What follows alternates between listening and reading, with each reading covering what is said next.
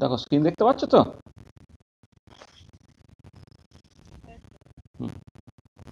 সৌম্য ঠিক আছে তো?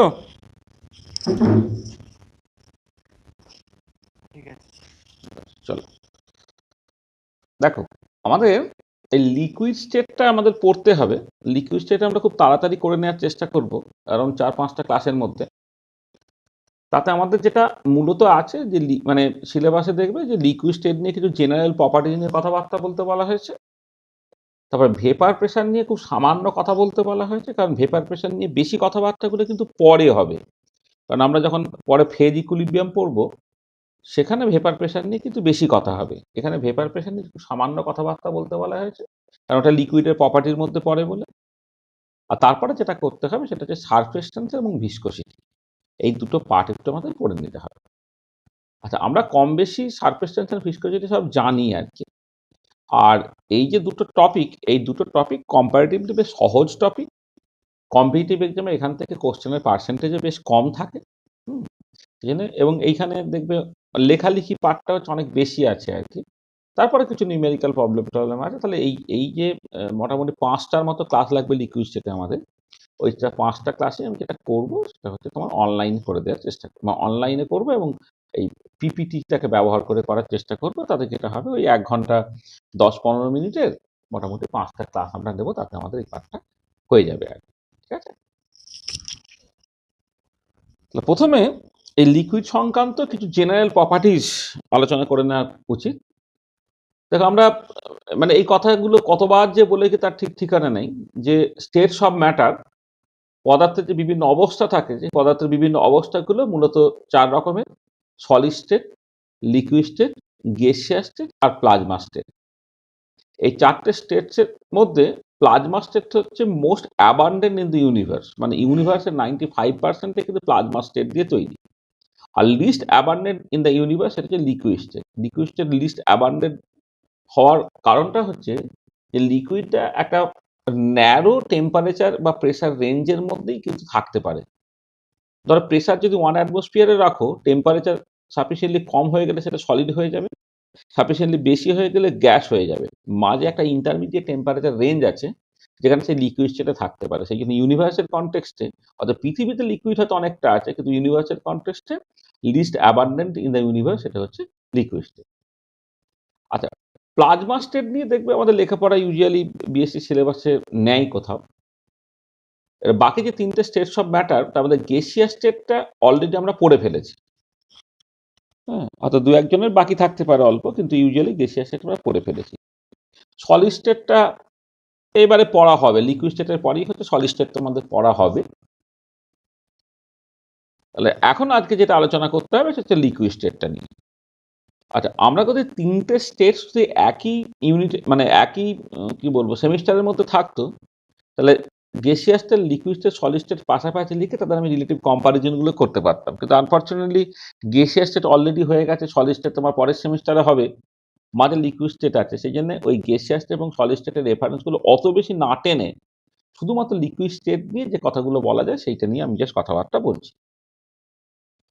আচ্ছা, লিকুইড স্টেটের এই 7-8টা ইম্পর্টেন্ট ক্যারেক্টারিস্টিক্স ফিচার্স আছে, সেগুলো একটু এখানে বলি। যে লিকুইড স্টেট হচ্ছে short intermolecular separation but not as short as that of solid. মানে গ্যাসের ক্ষেত্রে লং ইন্টারমলিকুলার সেপারেশন, দুটো মলিকুলের মধ্যে গ্যাপটা হচ্ছে অনেক বেশি। লিকুইড স্টেটের ক্ষেত্রে certainly com, short intermolecular separation but not as short as that of solid, কিন্তু সলিডের মতো অতটা শর্ট নয়। আচ্ছা, নেক্সট হচ্ছে strong intermolecular interaction but not as strong as that of solid. গ্যাসের ক্ষেত্রে ইন্টারমলিকুলার ইন্টারাকশন নেগলিজিবলি স্মল, ভীষণ ভীষণ উইক।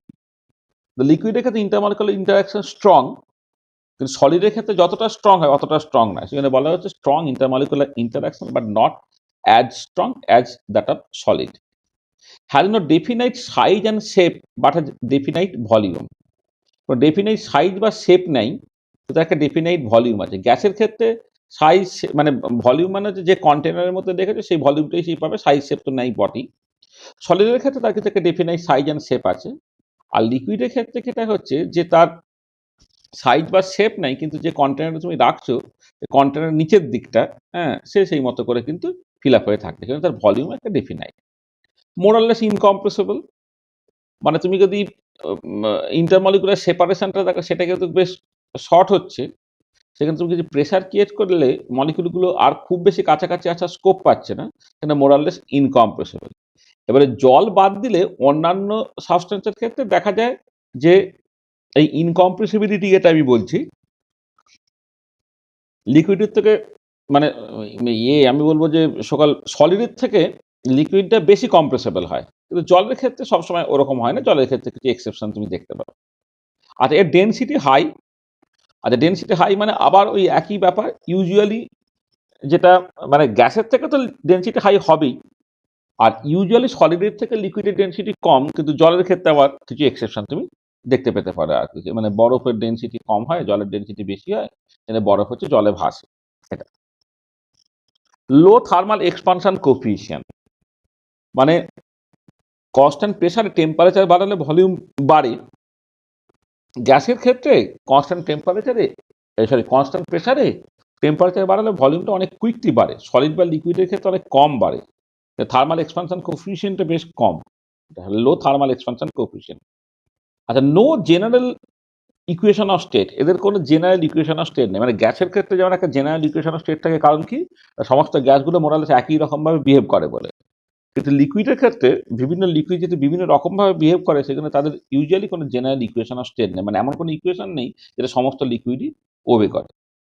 আচ্ছা, definite boiling point and freezing point একটা পার্টিকুলার প্রেসার, যদি এক্সটার্নাল প্রেসার তুমি কনস্ট্যান্ট করো এবং পিওর কোনো একটা লিকুইড না, তার একটা ডেফিনাইট বয়লিং পয়েন্ট এবং ফ্রিজিং পয়েন্ট থাকবে। আচ্ছা, এই যে প্রপার্টিগুলো বললাম, সেই প্রপার্টিগুলোর সঙ্গে আর একটা প্রপার্টি ভীষণ ভীষণ ইম্পর্টেন্ট, যেটা 2 নম্বরের কোশ্চেন হিসেবে পরীক্ষায় দেখবে খুব রেগুলারলি পড়ে। বলা হয় যে liquid is characterized by short range order and long range disorder. মানে liquid is characterized by short range order and long range disorder. মানে বেসিক্যালি যেটা হয়, যখন তুমি সলিড কনসিডার করো, তার একটা রেগুলার অ্যারেঞ্জমেন্ট থাকে এবং regular arrangement through out the crystal থাকে। গ্যাস যদি হয়, তার ক্ষেত্রে কোনো অর্ডারের গল্প নেই, neither short range not long range, কোথাও কিন্তু কোনো অর্ডারের গল্প নেই। কিন্তু লিকুইডের ক্ষেত্রে যেটা দেখতে পাওয়া যায় যে তার একটা তোমার শর্ট রেঞ্জ অর্ডার এবং লং রেঞ্জ ডিসঅর্ডার আছে। অর্থাৎ তুমি যদি কোনো একটা লিকুইড মলিকুলকে কেন্দ্র করে খুব নিয়ার ভিসিনিটিতে দেখো, দেখবে একটা রেগুলার অ্যারেঞ্জমেন্ট থাকছে। কিন্তু যখনই তুমি একটুখানি একটু সরে গেলে, তুমি দেখবে কিছু র্যান্ডাম মলিকুল তোমার ঘুরে বেড়াচ্ছে। তার মানে এটা বেসিক্যালি মানে ছোট ডিস্টেন্সে বা একটা পার্টিকুলার মলিকুলের খুব নিয়ারেস্ট পেরিফেরিতে তুমি প্রপার অ্যারেঞ্জমেন্টটা দেখতে পাবে, কিন্তু একটু এই অ্যারেঞ্জমেন্টটা থ্রু আউট দ্য ক্রিস্টাল কিন্তু তোমার থাকছে না। মানে একটা ক্রিস্টালাইন সলিড যদি তুমি কনসিডার করো, it is characterized by long range order. কিন্তু লিকুইডের ক্ষেত্রে বেসিক্যালি হচ্ছে একটা অ্যামারফা সলিডের মতো সিচুয়েশন, যে তোমার একটা ছোট্ট জায়গাতে, মানে যে কোনো একটা বললাম যে একটা মলিকুলকে কেন্দ্র করে একটা ছোট্ট গ্রুপের মতো রইল, তারপরে কিছু র্যান্ডাম মলিকুল, তারপর আবার পরে আবার একটা গ্রুপের মতো রইল, আবার কিছু র্যান্ডাম মলিকুল, তারপর আবার পরে আরেকটা গ্রুপের মতো রইল, ইত্যাদি ইত্যাদি। তার মানে এটা short range order long range disorder মানে হচ্ছে যে কোন একটা পার্টিকুলার মলিকুলকে কেন্দ্র করে তার নিয়ারেস্ট যে পেরিফেরিতে সেইখানে প্রপার অ্যারেঞ্জমেন্টটা থাকছে, রেগুলার অর্ডারটা মেনটেন থাকছে, কিন্তু এই অর্ডারটা থ্রু আউট দ্য ক্রিস্টাল, যেটা ক্রিস্টালাইন সলিডের ক্ষেত্রে হয়, বা থ্রু আউট দ্য লিকুইড, সেটা কিন্তু থাকছে না। সেখানে এটা 2 নম্বরের কোশ্চেন হিসেবে পরীক্ষায় খুব আসে। এই liquid is characterized by short range order and long range disorder, এটাকে তোমরা ডেসক্রাইব করতে পারো। আচ্ছা, এবারে লিকুইডের 3টে প্রপার্টি নিয়ে আমাদের মূলত আলোচনা। আমি যেগুলো বললাম এখন পর্যন্ত, সেগুলো হচ্ছে তোমার জেনারেল প্রপার্টি লিকুইডের। আর short intermolecular separation but not as short as that of solid, strong intermolecular interaction but not as strong as that of solid, has no definite size and shape but has definite volume, more or less incompressible, high density, low thermal expansion coefficient, no general equation of state, definite boiling point and freezing point at a particular pressure, আর এই liquid characterized by short range order and long range disorder. এইগুলো হচ্ছে কোন একটা লিকুইডের সাধারণ প্রপার্টির মধ্যে পড়ে। আর 3টে ইম্পর্টেন্ট প্রপার্টি, 3টে ইম্পর্টেন্ট ম্যাক্রোস্কোপিক বা বাল্ক প্রপার্টি রিগার্ডিং লিকুইডে যেটা আমাদের পড়তে হবে, সেটা হচ্ছে ভেপার প্রেশার, সারফেস টেনশন এবং ভিসকোসিটি।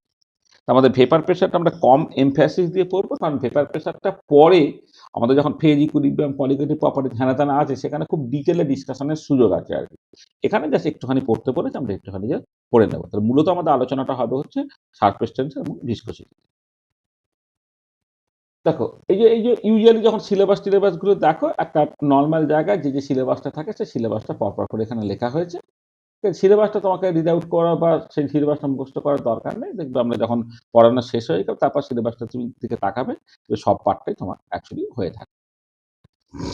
আর তাহলে শুরুতে আমি একটা টার্ম ইন্ট্রোডিউস করছি, প্রথমে ইন্টারনাল প্রেশার। দেখো ইন্টারনাল প্রেশারটা বাই ডেফিনেশন হচ্ছে del you by del V at constant T. এবং ভ্যান ডাল গ্যাসের ক্ষেত্রে ইন্টারনাল প্রেশারটা হয় a by V bar square. এই ইন্টারনাল প্রেশার এই কনসেপ্টটা এটা বেসিক্যালি থার্মোডাইনামিক্সে আসে। মানে ব্যাপারটা কিরকম দেখো, যে তুমি একটা লিকুইড যখন কনসিডার করছো বা কোনো একটা নন আইডিয়াল গ্যাস কনসিডার করছো, তাদের মধ্যে ইন্টারমলিকুলার অ্যাট্রাকশন আছে। আচ্ছা, ইন্টারমলিকুলার অ্যাট্রাকশন থাকা মানে হচ্ছে বেসিক্যালি তাদের মধ্যে একটা কোয়েসিভ ফোর্স আছে। মানে সেম কাইন্ড অফ মলিকুলস একে অপরকে যখন অ্যাট্রাক্ট করে তখন তাদের মধ্যে একটা কোয়েসিভ ফোর্স থাকে। ডিফারেন্ট মলিকুলস হলে তাদের ফোর্সটাকে বলা হয় অ্যাডিসিভ ফোর্স, আর সেম কাইন্ড অফ মলিকুলস হলে তাকে বলা হয় কোয়েসিভ ফোর্স। তাহলে একটা কোয়েসিভ ফোর্স আছে। এবারে এই cohesive force per unit cross sectional area তাকেই বলা হচ্ছে ইন্টারনাল প্রেশার। তাহলে কি হচ্ছে দেখো, লিকুইডের ক্ষেত্রে ইন্টারমলিকুলার অ্যাট্রাকশন আছে, যে কোনো নন আইডিয়াল গ্যাসের ক্ষেত্রে ইন্টারমলিকুলার অ্যাট্রাকশন থাকতে পারে। এবারে সেই ইন্টারমলিকুলার অ্যাট্রাকশন থাকার জন্য একটা কোয়েসিভ ফোর্স থাকে, cohesive force per unit area, সেটা হচ্ছে ইন্টারনাল প্রেশার। আচ্ছা, এইটাকে তুমি অন্য রকম করে ভাবতে পারো। ধরো যখন দুটো গ্যাস মলিকুলের মধ্যে ইন্টারমলিকুলার অ্যাট্রাকশন আছে, এবারে সেই গ্যাসটাকে যদি তুমি এক্সপান্ড করতে চাও, তবে তাকে আমি দূরে সরাচ্ছি। তাহলে অ্যাট্রাকশন আছে, আমি দেখো যখন যদি তাকে দূরে সরাই, তাহলে আমাকে কি হচ্ছে ইন্টারনাল প্রেশারের এগেনস্টে কিছুটা ওয়ার্ক করতে হচ্ছে, এবং সেই ওয়ার্কের পরিমাণটা কত, পি ইন্টারনাল ডিভি। আচ্ছা, এবারে এই যে এক্সপানশনটা যদি আইসোথার্মালি করি, তাহলে আইসোথার্মাল এক্সপানশন করলে যেহেতু internal energy as a function of temperature and volume, isothermal প্রসেসের জন্য ডেল ইউ বাই ডেল টি এর কনস্ট্যান্ট ভি ইন্টু ডিটি, এই পার্টটা তোমার জিরো হয়ে গেল। তার মানে চেঞ্জ ইন ইন্টারনাল এনার্জি হয়ে যাচ্ছে ডেল ইউ বাই ডেল টি এর কনস্ট্যান্ট টি ইন্টু ডিভি। আর এবার আমি যদি কোনো হিট টিট না দিই, যা শুধুমাত্র ওই গ্যাসটাকে এক্সপান্ড করার চেষ্টা করি আইসোথার্মালি, তাহলে change in internal energy dU, যেটা basically del you by del P এর কনস্ট্যান্ট টি ইন্টু ডিবি, সেটা হয়ে যাবে কত, পি ইন্টারনাল ইন্টু ডিবি। মানে এমনভাবে আমি করছি যে মানে কোনো হিটের আদান প্রদান হচ্ছে না।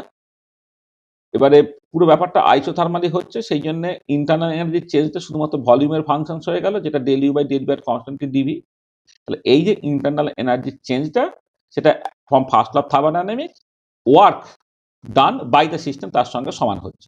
এমনি work done minus P external dV লিখি, যদি ইন্টারনাল প্রেশারের রেসপেক্টে লিখি তাহলে প্লাস পি ইন্টারনাল ডিবি।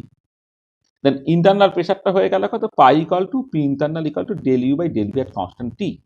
তাহলে ইন্টারনাল প্রেশারটা পাই, সেটা হয়ে যাচ্ছে পি ইন্টারনাল, মানে পাই বা পি ইন্টারনাল, সেটা হচ্ছে ডেল ইউ বাই ডেল, কারণ এদিক থেকে ডিবি এদিক থেকে ডিডি বাদ চলে গেল, তা পি ইন্টারনাল হচ্ছে del you by del V at constant T. আচ্ছা, এবারে তোমার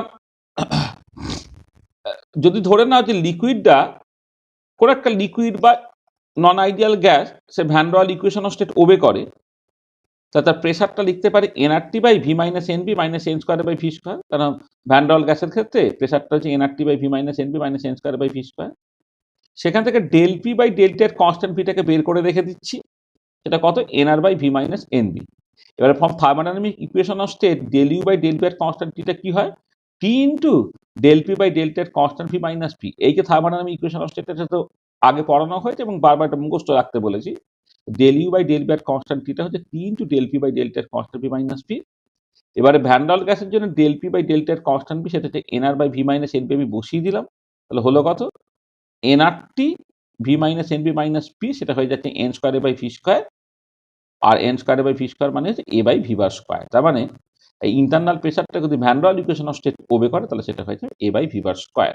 তাহলে ইন্টারনাল প্রেশার এটাও দেখবে অনেক সিলেবাসই লিকুইড স্টেটের মধ্যে তোমার বেসিক্যালি ঢোকানো আছে। এটা গ্যাসের মধ্যেও ঢোকানো থাকতে পারে, থার্মোডাইনামিক্সের মধ্যে ঢোকানো থাকতে পারে, আবার তোমার এইরকম লিকুইড স্টেটের মধ্যেও কিন্তু এটা তোমার ঢোকানো থাকতে পারে।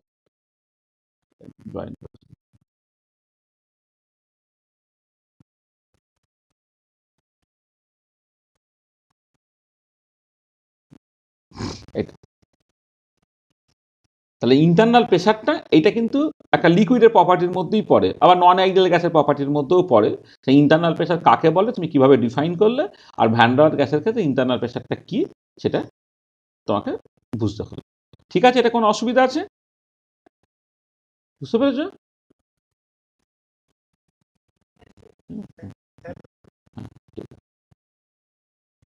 আচ্ছা, হ্যাঁ হ্যাঁ, এই যে এইটা বসিয়ে দাও, টি আছে, আর ডেল পি বাই ডেল টি এর কনস্ট্যান্ট ভিটা তো nR by V minus nb, তাই না? তাহলে কি হলো এটা? তাহলে এটা হয়ে গেল n r t by V minus NB minus P হলো তাহলে। আর এইখানে দেখো এই ইকুয়েশন থেকে এনআর মানে পি যেহেতু nRT by V minus NB minus n square by V square, তাহলে nRT by V minus NB minus পিটা কত হবে? N square by V square. ঠিক আছে, এটা এখানে জায়গা ছিল না বলে এখানটা লেখা হয়নি আর কি। হ্যাঁ, এটা একটা হয়তো আরেকটা লিখে দিলে তোমার হয়তো সুবিধা হতো আর কি। মানে আমি জাস্ট টিটা আছে, ডেল পি বাই ডেল টি এর কনস্ট্যান্ট ভিটা nR by V minus nb আমি বসিয়ে দিলাম, তাহলে nRT by V minus NB minus P হলো। আর পি যেহেতু nRT by V minus NB minus n square by V square, তাহলে nRT by V minus NB minus পিটা হয়ে যাবে n square by V square, বসিয়ে দিলে তাহলে a by V bar square হয়। ঠিক আছে?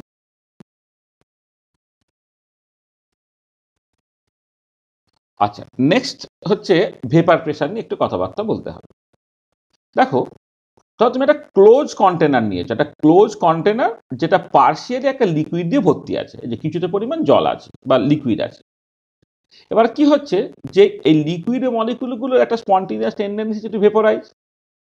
এমনি নর্মালি ওপেন কন্টেনার হলে কি হতো, যে লিকুইডটা ভেপোরাইজ করে সেটা জাস্ট বেরিয়ে যাচ্ছে, সেটা দেখবে লিকুইডটা আস্তে আস্তে আস্তে কমতে থাকে। তুমি দেখবে একটা জায়গায় জল দেখেছো, কিছুক্ষণ মানে কিছুক্ষণ সময় বা ফাইনাইট টাইম দেওয়ার পর জলটা পুরোটাই তোমার উবে গেল। বা একটা বোতলের মুখ খোলা থাকলে এক রকমের, বা বন্ধ থাকলে এক রকমের, মুখ যদি খোলা থাকে তুমি দেখবে জল কিন্তু আস্তে আস্তে আস্তে কমতে থাকে। কারণটা হচ্ছে লিকুইডের একটা স্পন্টেনিয়াস টেন্ডেন্সি টু ভেপোরাইজ, কারণ এই ভেপোরাইজেশন প্রসেসটা এন্ট্রপিক্যালি ফেভারেবল হয়, সেখানে ইভেন নর্মাল টেম্পারেচার প্রেশারও হচ্ছে তোমার লিকুইড ভেপোরাইজ করে। কিন্তু যখন এটা ক্লোজ কন্টেনার বা লিকুইড কন্টেনার, তখন লিকুইডটা যে ভেপোরাইজ হলো সেই ভেপারগুলো বাইরে চলে যেতে পারছে না। সে কি করছে, না লিকুইডের উপরে জমা হচ্ছে। তাহলে লিকুইড থেকে মলিকুলগুলো ভেপার ফেজে যাচ্ছে।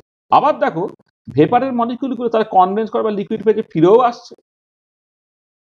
তাহলে দেখো, লিকুইড থেকে ভেপারে গেল, এইটা একটা পার্টিকুলার প্রসেস। আবার ভেপার মলিকুলগুলো কনডেন্স করে লিকুইড ফেজে ফিরে আসছে, সেটা আরেকটা প্রসেস। এই দুটো অপোজিং প্রসেস চলছে। এবার কিন্তু সাফিসিয়েন্ট টাইম তুমি অ্যালাউ করো, একটা সময় আসবে যখন যে রেটে লিকুইড থেকে মলিকুলগুলো ভেপার ফেজে যাচ্ছে, সেই একই রেটে ভেপার ফেজ থেকে মলিকুলগুলো লিকুইড ফেজে ফিরে আসছে, তখন একটা ইকুইলিব্রিয়াম এস্টাবলিশড হয়ে যাচ্ছে। যখন ইকুইলিব্রিয়াম এস্টাবলিশড হয়ে গেল, তখন ভেপার ফেজে যে প্রেশারটা, তাকে বলা হচ্ছে তোমার ভেপার প্রেশার। তাহলে কি হচ্ছে দেখো, যে liquid has a spontaneous tendency to vaporise and equilibrium is established between liquid phase and vapor phase at a particular temperature. Pressure in the vapor phase is called the vapor pressure. তার মানে যখন equilibrium established হয়ে গেল, তখন vapour ফেজে যে প্রেশারটা কেটে হচ্ছে ভেপার প্রেশার। ঠিক আছে? আচ্ছা, এবারে একটা জিনিস, ভীষণ ইম্পর্টেন্ট জিনিস একটু খেয়াল করো, সেটা হচ্ছে যে এই যে লিকুইড যখন ভেপার ফেজে যাচ্ছে, অর্থাৎ ইকুইলিব্রিয়ামে যখন অ্যাটেন্ড করে গেল, তখন তো বললাম এই যে প্রেশারটাকে একটা ভেপার প্রেশার, বা তখন বা কখনো কখনো একে বলে স্যাচুরেটেড ভেপার প্রেশার। আচ্ছা, এবারে এটা ব্যাপার যে টেম্পারেচার বাড়ালে, যেহেতু প্রসেসটা এন্ট্রপিক্যালি ফেভারেবল প্রসেস, লিকুইড থেকে ভেপারে যাওয়াটা এন্ট্রপিক্যালি ফেভারেবল, মানে টেম্পারেচার বাড়ালে কি হবে না, টেম্পারেচার বাড়ালে হচ্ছে মোর অ্যান্ড মোর লিকুইড যে ভেপার ফেজে যাবে, অর্থাৎ ভেপার প্রেশারটা বাড়বে। আচ্ছা, এবারে করে একটা এক্সটার্নাল প্রেশার যদি তুমি ফিক্সড করে দাও, প্রেশারটা বাড়িয়ে বাড়িয়ে বাড়িয়ে বাড়িয়ে যখন এই স্যাচুরেটেড ভেপার প্রেশারটা বা ভেপার প্রেশারটা এক্সটার্নাল প্রেশারের সঙ্গে সমান হলো, তখন কিন্তু লিকুইড বয়েল করে। তাহলে টেম্পারেচার বাড়ালে লিকুইড থেকে ভেপার ফেজে মলিকুল যাওয়ার সম্ভাবনা বেড়ে যাচ্ছে, মানে ভেপার প্রেশারটা বাড়ছে। এবার ভেপার প্রেশার বাড়তে বাড়তে বাড়তে বাড়তে এমন একটা সিচুয়েশন এলো, যখন এই ভেপার প্রেশারটা তোমার এক্সটার্নাল প্রেশারের সঙ্গে সমান হয়ে যাচ্ছে, তখন লিকুইডটা বয়েল করে যাচ্ছে, এবং যে টেম্পারেচার এটা হচ্ছে সেটাই হচ্ছে তোমার বয়েলিং পয়েন্ট। ঠিক আছে? আচ্ছা, এবারে খুব পরিষ্কার ব্যাপার যেটা, সেটা হচ্ছে যে এক্সটার্নাল প্রেশারটা কি রাখছো তুমি, তার উপরে সাডেনলি বয়েলিং পয়েন্টটা নির্ভর করবে। এক্সটার্নাল প্রেশারটা কি হবে, মানে এক্সটার্নাল প্রেশারটা ধরো তুমি এমনি খেয়াল করে দেখো, যে তুমি যখন নর্মালি 1 অ্যাটমসফিয়ার প্রেশার করো, জলের ক্ষেত্রে তার বয়েলিং পয়েন্ট 100 ডিগ্রি সেন্টিগ্রেড, কিন্তু প্রেশার কুকারের মধ্যে রাখো, তখন তার বয়েলিং পয়েন্টটা পাল্টাচ্ছে, তখন প্রেশারটা যখন বেড়ে গেল। বা তুমি দার্জিলিং এ যাচ্ছ, এক্সটার্নাল প্রেশার কমে গেছে, তখন বয়েলিং পয়েন্ট তোমার কমে যাচ্ছে। এবার প্রেশারের উপরে বয়েলিং পয়েন্টটা নির্ভর করে। আর এবার প্রেশারের উপরে বয়লিং পয়েন্টটা কেমন করে নির্ভর করে সেইটা যে ইকুয়েশন দিয়ে ঠিক হয় তাকে বলা হচ্ছে ইউজুয়ালি তোমার ক্ল্যাপেরন ইকুয়েশন। আচ্ছা, ক্ল্যাপেরন ইকুয়েশনটা হচ্ছে যে শুধুমাত্র বয়লিং পয়েন্টের জন্য অ্যাপ্লিকেবল সেরকম নয়, এটা হচ্ছে তোমার যে কোনো ফেজ ট্রানজিশনের, যে কোনো তোমার এই টাইপের কি বলবো ফেজ ট্রানজিশনের জন্য, মানে ধরো বরফ থেকে লিকুইড হওয়া অর্থাৎ ফ্রিজিং পয়েন্টের জায়গাতে, বা লিকুইড থেকে ভেপার হওয়া, বা তোমার সলিড থেকে সরাসরি ভেপার হয় সাবলিমেশন, সব ক্ষেত্রেই হচ্ছে ক্ল্যাপেরন ইকুয়েশন বলে একটা ইকুয়েশন আছে, যেটা বেসিক্যালি এই ট্রানজিশন টেম্পারেচারটা প্রেশারের উপর কেমন করে ডিপেন্ড করবে তার একটা ইকুয়েশন। সেটা কি ডিপি বাই ডিটি, সেটা হচ্ছে এই ট্রানজিশন প্রসেসের জন্য, ধরো এই আলফা ফেজ থেকে বিটা ফেজ, এই ট্রানজিশনটা হচ্ছে ট্রানজিশন প্রসেসের জন্য মোলার এন্ট্রপির চেঞ্জ ডিভাইডেড বাই মোলার ভলিউমের চেঞ্জ। আচ্ছা, মোলার এন্ট্রপির চেঞ্জটা হচ্ছে মোলার এনথালপির change divided by transition temperature তুমি লিখতে পারো। আর মোলার ট্রানজিশনের জন্য যে টেম্পারেচারের ট্রানজিশনের জন্য যে এনথালপির চেঞ্জটা হচ্ছে সেটাকে তুমি লেটেন্ট হিটও বলতে পারো। তার মানে যে ডিপি বাই ডিটি সেটা delta S bar transition by delta V bar transition, সেটা হয়ে গেল delta H bar transition by T transition into delta V bar transition, কারণ ডেল্টা এস ট্রানজিশনটা delta H transition by T ট্রানজিশনের সঙ্গে সমান হয়। আর কোনো একটা ফেজ ট্রানজিশনের সময় এনথালপি চেঞ্জটা সেটা লেটেন্ট হিট, সেগুলো latent heat l bar divided by T transition delta v transition করে। তাহলে এইটা যেটা লিখলাম এটা হচ্ছে তোমার যে কোনো ওই নর্মাল ফেজ ট্রানজিশনের জন্য সত্যি, যেটা সলিড থেকে লিকুইড অথবা লিকুইড থেকে ভেপার বা সলিড থেকে ভেপার সবার জন্যই সত্যি। আর এবারে বয়লিং পয়েন্টের কনটেক্সটে যখন দেখবো, ধরো লিকুইডের সঙ্গে ভেপারের ইকুইলিব্রিয়াম যখন কনসিডার করছো, তখন ট্রানজিশনের জন্য ভলিউম চেঞ্জটা কি হবে না ভেপারের ভলিউম মাইনাস লিকুইডের ভলিউম, কারণ লিকুইড থেকে ভেপার যেহেতু যাচ্ছে, তা ট্রানজিশনের জন্য যে মোলার ভলিউমটা সেটা হচ্ছে molar volume for the vapour minus molar volume for the liquid. আচ্ছা, এবার molar volume for the vapour is much greater than molar volume for the liquid. এখানে মোলার ভলিউম ফর দ্য ভেপারটা কি লিখতে পারি না তুমি মানে এই যে মানে ভেপারের মোলার ভলিউম যদি লিকুইডের মোলার ভলিউমের থেকে অনেক অনেক বেশি, তাহলে লিকুইডের মোলার ভলিউমটা তুমি ইগনোর করো, তাহলে ওইটা হয়ে গেল কত molar volume for the vapour হয়ে গেল। আর যদি তুমি অ্যাজিউম করে নাও যে ভেপারটা মোরালেস আইডিয়ালি বিহেভ করছে, তখন ভিবার ভেপারটা তুমি আরটি বাই পি বসিয়ে দিলে। যদি আরটি বাই পি বসিয়ে দাও তাহলে কি দাঁড়াচ্ছে ডিপি বাই ডিটি, সেটা হয়ে যাচ্ছে তোমার এই ডেল্টা, এইখানে যদি বলি ডেল্টা এইচ বার যেমন ছিল একটা ডেল্টা ভিবারের জায়গায় আরটি বাই পি তুমি বসিয়ে দিলে, তাহলে এটা হয়ে যাবে d l n p by DT, সেটা হচ্ছে delta h by r t square. তাহলে জাস্ট এই ইকুয়েশনে, এই যে ইকুয়েশনে এইটা টি লেখো, ডেল্টা ভি বা ট্রানজিশনটা তুমি আরটি বাই পি লিখে ফেলো। হ্যাঁ, তাহলে এটা হয়ে যাবে পিটা উপরে চলে গেল, পিটা এখানে নিচে পাঠিয়ে দাও, তাহলে 1/p ডিপি বাই ডিটি, সেটা হয়ে যাচ্ছে delta h by r t square. আর 1/p ডিপিটা মানে হচ্ছে ডিএলএনপি, তাহলে ডিএলএনপি বাই ডিটি সেটা হয়ে গেল ডেল্টা এইচ বা ট্রানজিশন বাই আরটি স্কোয়ার। এই ইকুয়েশনটাকে বলে ক্লসিয়াস ক্ল্যাপেরন ইকুয়েশন। দেখো তোমার এই কনটেক্সটে ক্ল্যাপেরন ইকুয়েশনের ডেরিভেশন বা ক্লসিয়াস ক্ল্যাপেরন ইকুয়েশনের ডেরিভেশন কিন্তু দেবে না। এই ডেরিভেশনগুলো করার অন্য জায়গা আছে, শুধু তোমাকে ভেপার প্রেশার যেহেতু কথাবার্তা বলা হচ্ছে, এই ভেপার প্রেশারের সঙ্গে বয়লিং পয়েন্টের সম্পর্ক আছে, তাহলে ভেপার প্রেশারের উপরে বয়লিং পয়েন্টটা কেমনভাবে নির্ভর করছে তার জন্য ক্ল্যাপেরন ইকুয়েশন বা মোর স্পেসিফিক হয়েছে ক্লসিয়াস ক্ল্যাপেরন ইকুয়েশনটা দরকার। তা তুমি ক্ল্যাপেরন ইকুয়েশনটা এইখানে প্রত্যেকটা টার্মের মানে তুমি একটুখানি বুঝে নাও। আর সেইটা একটা স্পেশাল কেসে যখন condense phase versus vapour phase equilibrium consider করতে, এখানে লিকুইড থেকে ভেপার হতে পারে বা সলিড থেকে ভেপার হতে পারে, সেক্ষেত্রে এটা কেমন করে রিডিউস হয়ে ডিএলএনপি বাই ডিটি ডেল্টা এইচ বা ট্রানজিশন বাই আরটি স্কোয়ার হলো, সেটা একটু মাথায় রাখবে। সেটা বেসিক্যালি ক্লসিয়াস ক্ল্যাপেরন ইকুয়েশন। এবং এই ক্লসিয়াস ক্ল্যাপেরন ইকুয়েশন তোমাকে হেল্প করবে যে কোনো একটা গিভেন প্রেসারে যদি বয়লিং পয়েন্ট জানা থাকে, তাহলে অন্য কোনো একটা প্রেসারে বয়লিং পয়েন্ট কি হবে সেটা এখান থেকে তুমি বুঝতে পারবে। তাহলে বোঝা গেল ভেপার প্রেসার জিনিসটা কি, সেখান থেকে ক্ল্যাপেরন ইকুয়েশন এবং ক্লসিয়াস ক্ল্যাপেরন ইকুয়েশন। ঠিক আছে, এটা বুঝতে পেরেছো? কোনো জায়গায় অসুবিধা আছে? অসুবিধা হলে বলো। সৌম্য ঠিক আছে? Soumya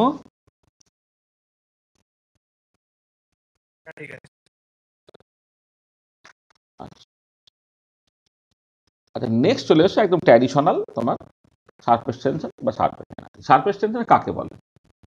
surface tension is a property of a liquid due to which it behaves like a stretch membrane and tends to contract to the smallest possible area. দেখো, দেখবে যে কোনো একটা লিকুইড ড্রপ যদি গ্র্যাভিটেশনাল ফোর্সটাকে তুমি ইগনোর করো তাহলে স্ফেরিক্যাল শেপ হয়। কেন স্ফেরিক্যাল শেপ হয়? বলা হয় যে সারফেস টেনশনের জন্য, সেটা স্মলেস্ট পসিবল এরিয়াতে থাকতে চায়। আচ্ছা, এবং তুমি দেখবে যে কোনো একটা লিকুইড সারফেস একটা সেই টান টান চাদরের মতো, বা স্ট্রেচ মেমব্রেনের মতো, সেখানে যদি কোনো একটা পেনিট্রেশন তুমি তৈরি করার চেষ্টা করো, তাহলে সে কি করবে, যে এই দুটো ডিফারেন্ট পার্ট সে আবার নিজেদেরকে ধরে রাখার চেষ্টা করবে। ঠিক আছে? তাহলে এই যে ধরে রাখার চেষ্টাটা করছে, সেখানে যে ফোর্সটা হচ্ছে পার ইউনিট লেন্থ, সেটাই হচ্ছে সারফেস টেনশনের জাস্ট মেজারমেন্ট। তাহলে জাস্ট ডেফিনেশনটা এইভাবে তুমি লিখলে যে surface tension is a property of a liquid due to which it behaves like a stretch membrane and tends to contract to the smallest possible area. Surface tension is given by force per unit length, অর্থাৎ gamma equal to F by L. তা unit of surface tension যদি SI এ করো তাহলে Newton per metre হবে, আর সিজিএইচ করে time পার centimetre হবে। আর dimension certainly হচ্ছে, তুমি যদি ফোর্সটাকে M L T to the power minus two করো, নিচে এল হলে এল এল কেটে চলে গেল, M T to the power minus. আচ্ছা, এবারে এই সারফেস টেনশন এই কনসেপ্ট অনেক সময় বুঝতে অসুবিধা হয় বলে লোকে সারফেস এনার্জি নিয়ে কথাবার্তা বলে। এবারে ধরো আমি পরে খুব ভালো করে যখন মলিকুলার পয়েন্ট অফ ভিউ থেকে সারফেস টেনশন আমি বুঝবো বা সারফেস এনার্জি বুঝবো, তাহলে আমি আরো ভালো করে বলবো। সেটা হচ্ছে কি, ধরো তুমি একটা সারফেস তৈরি করছো, সারফেস তৈরি করতে গেলে কি করতে হবে না, বাল্ক থেকে মলিকুলগুলোকে এনে সারফেসে আনতে হবে। এবারে দেখা যায় যে সারফেসের মলিকুলগুলোকে বাল্কের মলিকুলকে নিচের দিকে টানে, মানে সারফেসে যে মলিকুলগুলো আছে সেই মলিকুলগুলোকে লিকুইডের বা বাল্কের দিকে যে মলিকুলগুলো সেটা আবার নিচের দিকে টানছে।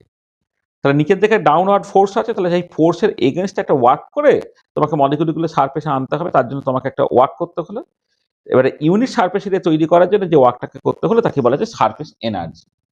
The work required to increase the surface area by unity is called the surface energy. The relations between surface and surface energy হচ্ছে এরকম। দেখো সারফেস এনার্জিটা সেটা বেসিক্যালি ওয়ার্কটা কি হবে না, বেসিক্যালি তোমার এই এতে মানে ওয়ার্ক মানে তো বেসিক্যালি ফোর্সের সঙ্গে তোমাকে ডিসপ্লেসমেন্ট গুণ করতে হবে, বা অন্যভাবে মানে এটা, আচ্ছা এটা এটা আমি পরে ভালো করে বলছি, পরে আরেক জায়গায়। আচ্ছা 1 মিনিট বলে দেওয়া ভালো। আচ্ছা ঠিক আছে, এখানে একটু লিখে দিচ্ছি। মানে বেসিক্যালি কি হচ্ছে যে তুমি যখন ধরো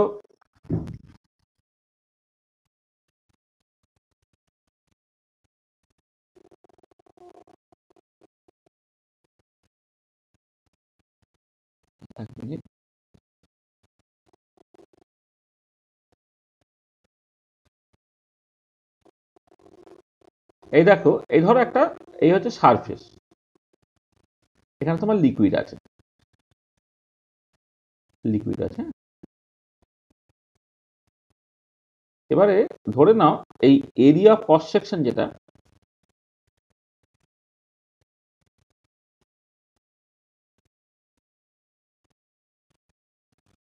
ক্রস সেকশন হচ্ছে তোমার ডেল্টা এ, এরিয়া ক্রস সেকশন হচ্ছে তোমার ডেল্টা এ।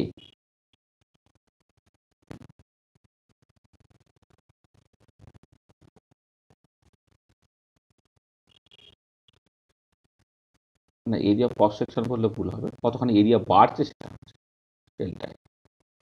আর যাকে যেটা যেটা বলছিলাম যে এই ধরো সারফেসে কোনো একটা পার্টিকুলার মলিকুল আছে, সেটা পরে আমি ভালো করে আবার পরের লাইনে বলেছি যে এই সারফেসের মলিকুলগুলো নিচের দিক থেকে সে একটা নেট ডাউনওয়ার্ড ফোর্সে ফিল করছে। আচ্ছা, এবারে যে ডাউনওয়ার্ড ফোর্সটা ফিল করলো সেই ফোর্সটাকে ধরে নাও তুমি, আমি এফ বলছি, ঠিক আছে? এবারে এই বাল্ক থেকে মলিকুলগুলোকে তোমার এনে তুমি ওভার একটা সারফেস এরিয়া বাড়ালে, কতখানি সারফেস এরিয়া বাড়ালে, কতখানি সারফেস এরিয়া বাড়ালে সেটা, যদি সেটা তুমি ডেল্টা এ করো, তাহলে ইউনিট সারফেস এরিয়া বাড়ানোর জন্য তোমাকে যে ওয়ার্কটাকে করতে হচ্ছে সেটাই হচ্ছে তোমার সারফেস এনার্জি।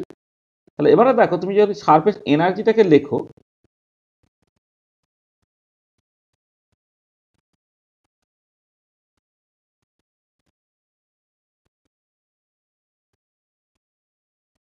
সারফেস এনার্জি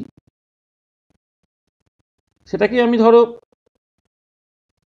এই ডেল্টা ই বা কিছু একটা বলছি, বা ইও শুধু বলতে পারতাম। সেইটা হচ্ছে কতখানি ওয়ার্ক করছি, তাহলে ওয়ার্ক করতে গেলে কি হয়, ফোর্সের সঙ্গে তোমাকে কতখানি ডিসপ্লেসমেন্ট করছে সেটাকে গুণ করতে হবে।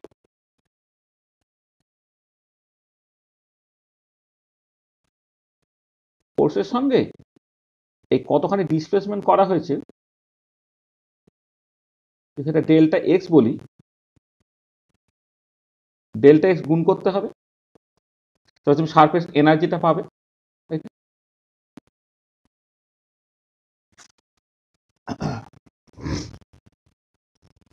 আচ্ছা, এবারে যদি তুমি ধরে নাও যে যে সারফেস এরিয়া যেটা বাড়াচ্ছি আমি, সেটাকে তুমি জাস্ট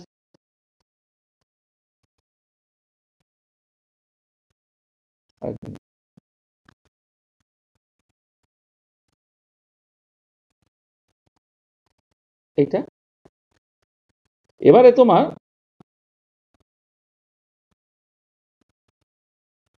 এইটা হচ্ছে সারফেস এনার্জি এখন হলো, তো এটাকে তোমার এটা এখন ঠিক হলো না। এটা হচ্ছে কতখানি ওয়ার্ক করতে হলো সেটা হচ্ছে এইটা, কতখানি ওয়ার্ক করতে হলো সেটা হচ্ছে ডব্লিউ, একটা ফোর্সের সঙ্গে তুমি ডিসপ্লেসমেন্টটাকে গুণ করে দিচ্ছ। তাহলে এবারে সারফেস এনার্জিটা কি হবে?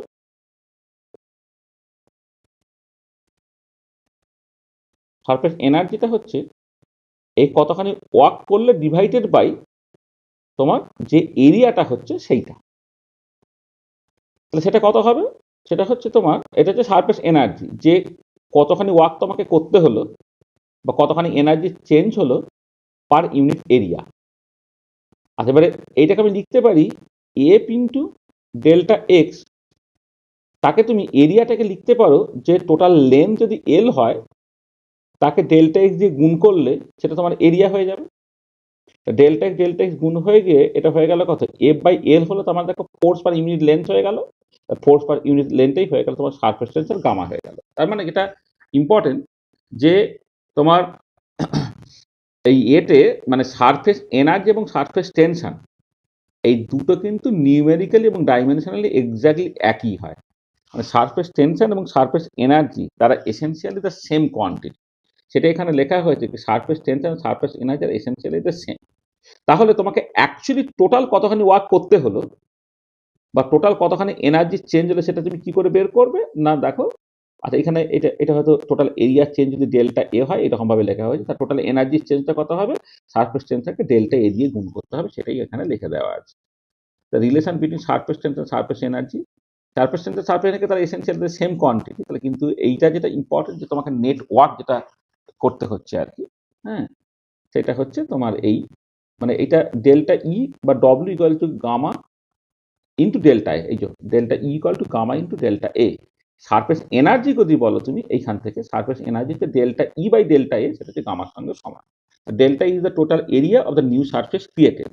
এবারে যদি এনার্জি পার ইউনিট এরিয়া করে তো সেটা গামার সঙ্গে সমান করতে, সেখানে লিখেছে ডাইমেনশন অফ সারফেস এনার্জি আর সারফেস টেনশন আর সেম, সেটা হচ্ছে M to the power minus two, surface tension আর surface energy are essentially the same quantity.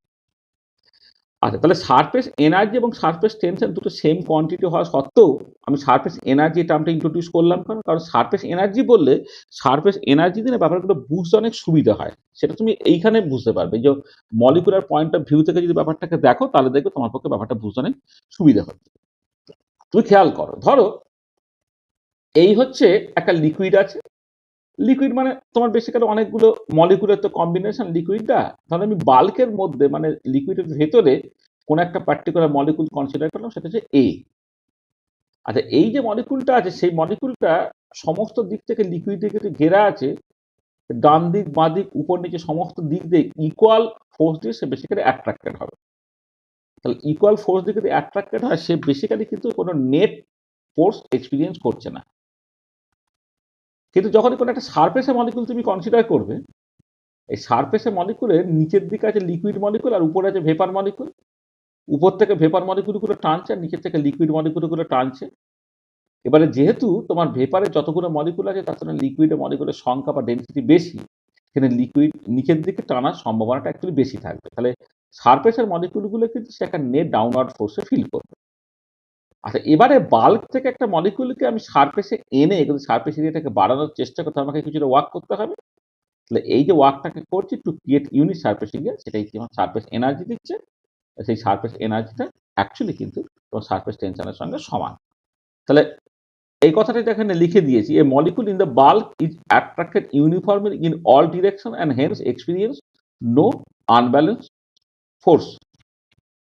experiences no unbalanced force. And on the other hand, a molecule on the surface is more strongly attracted towards the liquid than towards the vapor, and it experiences a net downward force. So if we want to bring some molecules on the surface from the bulk, we have to do some work on the system. আমাকে সিস্টেমের উপরে কিছু work করতে হবে, তাহলে work required to create unit surface area is call the surface energy. Gamma হচ্ছে W divided by delta. ঠিক আছে, এটা হয়ে গেল তোমার সারফেস এনার্জি।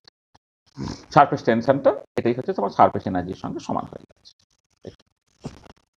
তাহলে মলিকুলার পয়েন্ট অফ ভিউ থেকে তুমি বুঝতে পারলে যে সারফেস টেনশন কেন কিরকম ভাবে অ্যারাইজ করছে। তাহলে এইটা দিয়ে দেখো তোমার ব্যাপারটা বুঝতে সুবিধে, যে তোমার নিচের দিকে ডাউনওয়ার্ড ফোর্স কাজ করছে, বাল্ক থেকে মলিকুলগুলোকে একটা একটা করে নিয়ে গিয়ে সারফেসে নিয়ে যেতে হবে, তবে তোমার এরিয়া ক্রিয়েটেড হবে। আর ইউনিট সারফেস এরিয়া ক্রিয়েট করার জন্য যে ওয়ার্ক তোমাকে করতে হলো সেটাই তোমার সারফেস এনার্জি, সেটাই নিউমেরিক্যাল সারফেস টেনশনের সঙ্গে সমান। মানে গামাটা হচ্ছে ডব্লিউ বাই ডেল্টা এ। আচ্ছা, এবারে এইখান থেকে আমি দু একটা নিউমেরিক্যাল প্রবলেম বলছি। সেটা হচ্ছে কি সারফেস টেনশনটা আমি দেখো যখন ডেফিনেশন বললাম, ডেফিনেশনের ক্ষেত্রে বললাম যে সারফেস টেনশনের জন্য কোন একটা লিকুইড তো স্মলেস্ট পসিবল এরিয়াতে থাকতে চায়। ঠিক আছে, সেই জন্য বেসিক্যালি স্ফেরিক্যাল হয়। For a given volume area of A sphere is the minimum. Surface tension is a property for which a liquid always tries to maintain the smallest possible area. Hence, a liquid drop is spherical in shape if there is no other forces acting on the drop. হয়তো তুমি দেখবে একটা liquid যখন drop করছে নিচের দিকে gravitational force থাকে বলে এটা পুরোপুরি স্ফেরিক্যাল না হয়, নিচের দিকে একটা ছোট ইলংগেটেড থাকে। আর ছোট ড্রপ যদি তৈরি হয় তাহলে সেটা স্ফেরিক্যাল তুমি দেখতেই পাও। আর ঠিক আছে, তাহলে কেন কোন একটা লিকুইড স্ফেরিক্যাল হয়, লিকুইড ড্রপ স্ফেরিক্যাল হয়, তার কারণ হচ্ছে সারফেস টেনশন। কারণ সারফেস টেনশনের জন্য সেটা স্মলেস্ট পসিবল এরিয়াতে থাকতে চায়। আচ্ছা, এবারে এই যে সারফেস এরিয়া কতখানি ক্রিয়েটেড হলো বা কতখানি বাড়লো বা কতখানি কমলো, তার সঙ্গে সারফেস টেনশন গুণ করলে নেট ওয়ার্ক কতটা করতে হচ্ছে বা net work done by the system হচ্ছে। তুমি ধরো যদি এরিয়াটা বাড়ানো হয়, তাহলে এরিয়া বাড়ানোর জন্য work done on the system করতে হলো, কিন্তু এরিয়া সামগ্র কমে গেছে, work done by the system হবে। সেই পরিমাণগুলো আমি একটু ক্যালকুলেট করার চেষ্টা করবো। তার মতো করে এই টাইপের নিউমেরিক্যাল প্রবলেম পরীক্ষা খুব পড়ে। বলছে find the change in surface energy when two identical Mercalli droplets of diameter 1.5 mm merge isothermally to form one drop. So 1.5 mm radius ডায়ামিটারের দুটো মার্কারি ড্রপ আছে, তারা একসাথে জুড়ে গেল একটা বড় ড্রপ তৈরি হলো। তাহলে তোমার সারফেস এনার্জি কতখানি খরচ করতে হচ্ছে তোমাকে সেটা বেরোতে বলেছে, যেখানে মার্কারি সারফেস টেনশন বলে দেওয়া আছে 490 আচ্ছা, এবারে এইটা করার জন্য তোমাকে যেটা করতে হবে, টোটাল সারফেস এরিয়ার কি চেঞ্জ হলো সেটা তোমাকে দেখতে হবে। আচ্ছা, সারফেস এরিয়ার কি চেঞ্জ হচ্ছে সেটা আবার দেখার জন্য আমি কি করছি, দেখো যদি ধরে নিই যে radius of the initial droplet সেটা R1 হয়, তাহলে এক একটা ড্রপলেটের ভলিউম কত, 4/3 পাই R1 কিউ। এরকম দুটো ড্রপলেট জুড়ে গিয়ে একটা বড় ড্রপলেট তৈরি হলো।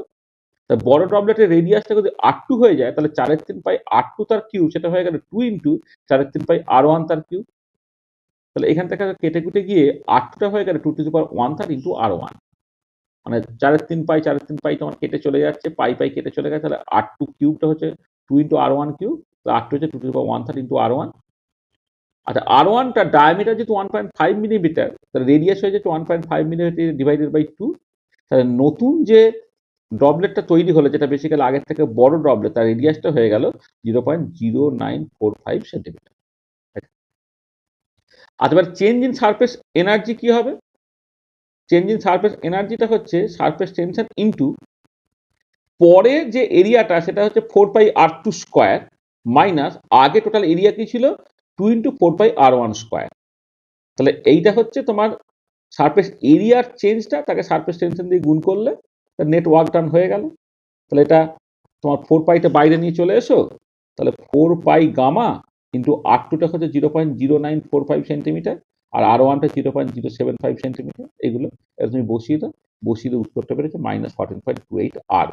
সবটা সিজিএসে করা হয়েছে, কিন্তু -14.28 আর হচ্ছে। তার মানে যখন দুটো ছোট লিকুইড ড্রপ জুড়ে গিয়ে একটা ড্রপ তৈরি করছে, তখন বেসিক্যালি হচ্ছে তোমার তার এরিয়াটা কমে যাচ্ছে। এরিয়াটা কমে যাচ্ছে বলে এখানে ওয়ার্কটা বেসিক্যালি তোমার নেগেটিভ হচ্ছে। সেটা তুমি পেয়ে গেলে। চেঞ্জ ইন সারফেস এনার্জি সেটা হচ্ছে নেগেটিভ। তো বোঝা গেল এই প্রবলেমগুলো কেমন করে করা হলো, ঠিক আছে? বোঝা গেছে?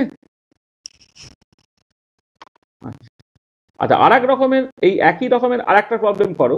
এ drop of water 1 millimetre in diameter is broken up into a million of droplets. একটা ড্রপলেট থেকে 1 লক্ষ ড্রপলেট তৈরি হয়, 10 লক্ষ ড্রপলেট তৈরি হয়ে গেছে, all of the same size. Calculate the work expended in this process. যেখানে জল, যেহেতু জলের সারফেস টেনশন তোমায় বলে দেওয়া আছে। তা দেখো ওই একই রকম করে এখন এখন যে ছোট ছোট ড্রপলেট গুলো তৈরি করে রেডিয়াসটা কমে গেছে, সেই নতুন রেডিয়াস যদি R2 হয়, তাহলে এক একটার ভলিউম 4/3 পাই R2 কিউব, এবং এরকম 10⁶টা এরকম ড্রপলেটস তৈরি হয়েছে, তাহলে এত 10⁶ সেটা হয়ে গেল 4/3 পাই R1 কিউব। সেখান থেকে তুমি R2টাকে বের করে ফেলতে পারলে 0.0555, মানে 0.0005 সেন্টিমিটার হয়ে গেছে এখানে, ঠিক আছে? এখানে তোমার এটা ডায়ামিটারটা বলেছে 1 মিলিমিটার, তাহলে তোমার এটা হবে, রেডিয়াসটা হয়ে যাবে 0.5 মিলিমিটার। 0.5 মিলিমিটার তাকে আবার 10 দিয়ে ভাগ করলে 0.05 সেন্টিমিটার। তো সেখান থেকে তুমি মানে ছোট ড্রপলেট গুলো তার রেডিয়াসটাকে পেয়ে গেলে, তাহলে ওয়ার্ক এক্সপেন্ডেড যখন করবে তোমার সারফেস টেনশনকে গুণ করতে হবে তোমার ওই টোটাল এরিয়ার যে চেঞ্জ হচ্ছে সেটা দিয়ে। তাহলে ছোটকে ড্রপলেট গুলো তার এক একটার এরিয়া 4 পাই R2 তার স্কোয়ার, এরকম 10⁶টা আছে, মাইনাস ইনিশিয়াল ছিল 4 পাই R1 স্কোয়ার। ডেটাগুলোকে বসালে বসে তুমি উত্তর পেয়ে গেলে এত আর বা এত জুল তোমার অ্যান্সার হবে। তো দেখো এই ধরনের এই যে ড্রপ, ছোট ড্রপ জুড়ে গিয়ে বড় হয়ে যাওয়া, বড় ড্রপ ভেঙে গিয়ে ছোট হয়ে যাওয়া, তার মতো করে সারফেস এরিয়া চেঞ্জ হয় এবং সেইখান থেকে কতখানি ওয়ার্ক এক্সপেন্ডেড হচ্ছে, দেখো একই রকমের প্রবলেম। সেই প্রবলেমগুলো কিন্তু তুমি পরীক্ষার পরে তুমি পড়বে, ঠিক আছে? আচ্ছা, নেক্সট যে জিনিসটা আমি আলোচনা করবো সেটা হচ্ছে interfacial tension and interfacial energy. দেখো যখন সারফেস টেনশন বা সারফেস এনার্জি বলছি, আমি ধরেই নিচ্ছি একটা লিকুইড আর একটা হচ্ছে ভেপার।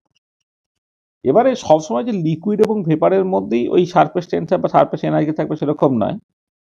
যে কোনো দুটো ইমমিসিবল ফেজ যদি থাকে, তাদের যে ইন্টারফেসে তোমার ওই some kind of surface tension বা সারফেস এনার্জি টাইপের কিছু তৈরি হতে পারে, যাতে বলা হচ্ছে ইন্টারফেসিয়াল টেনশন বা ইন্টারফেসিয়াল এনার্জি।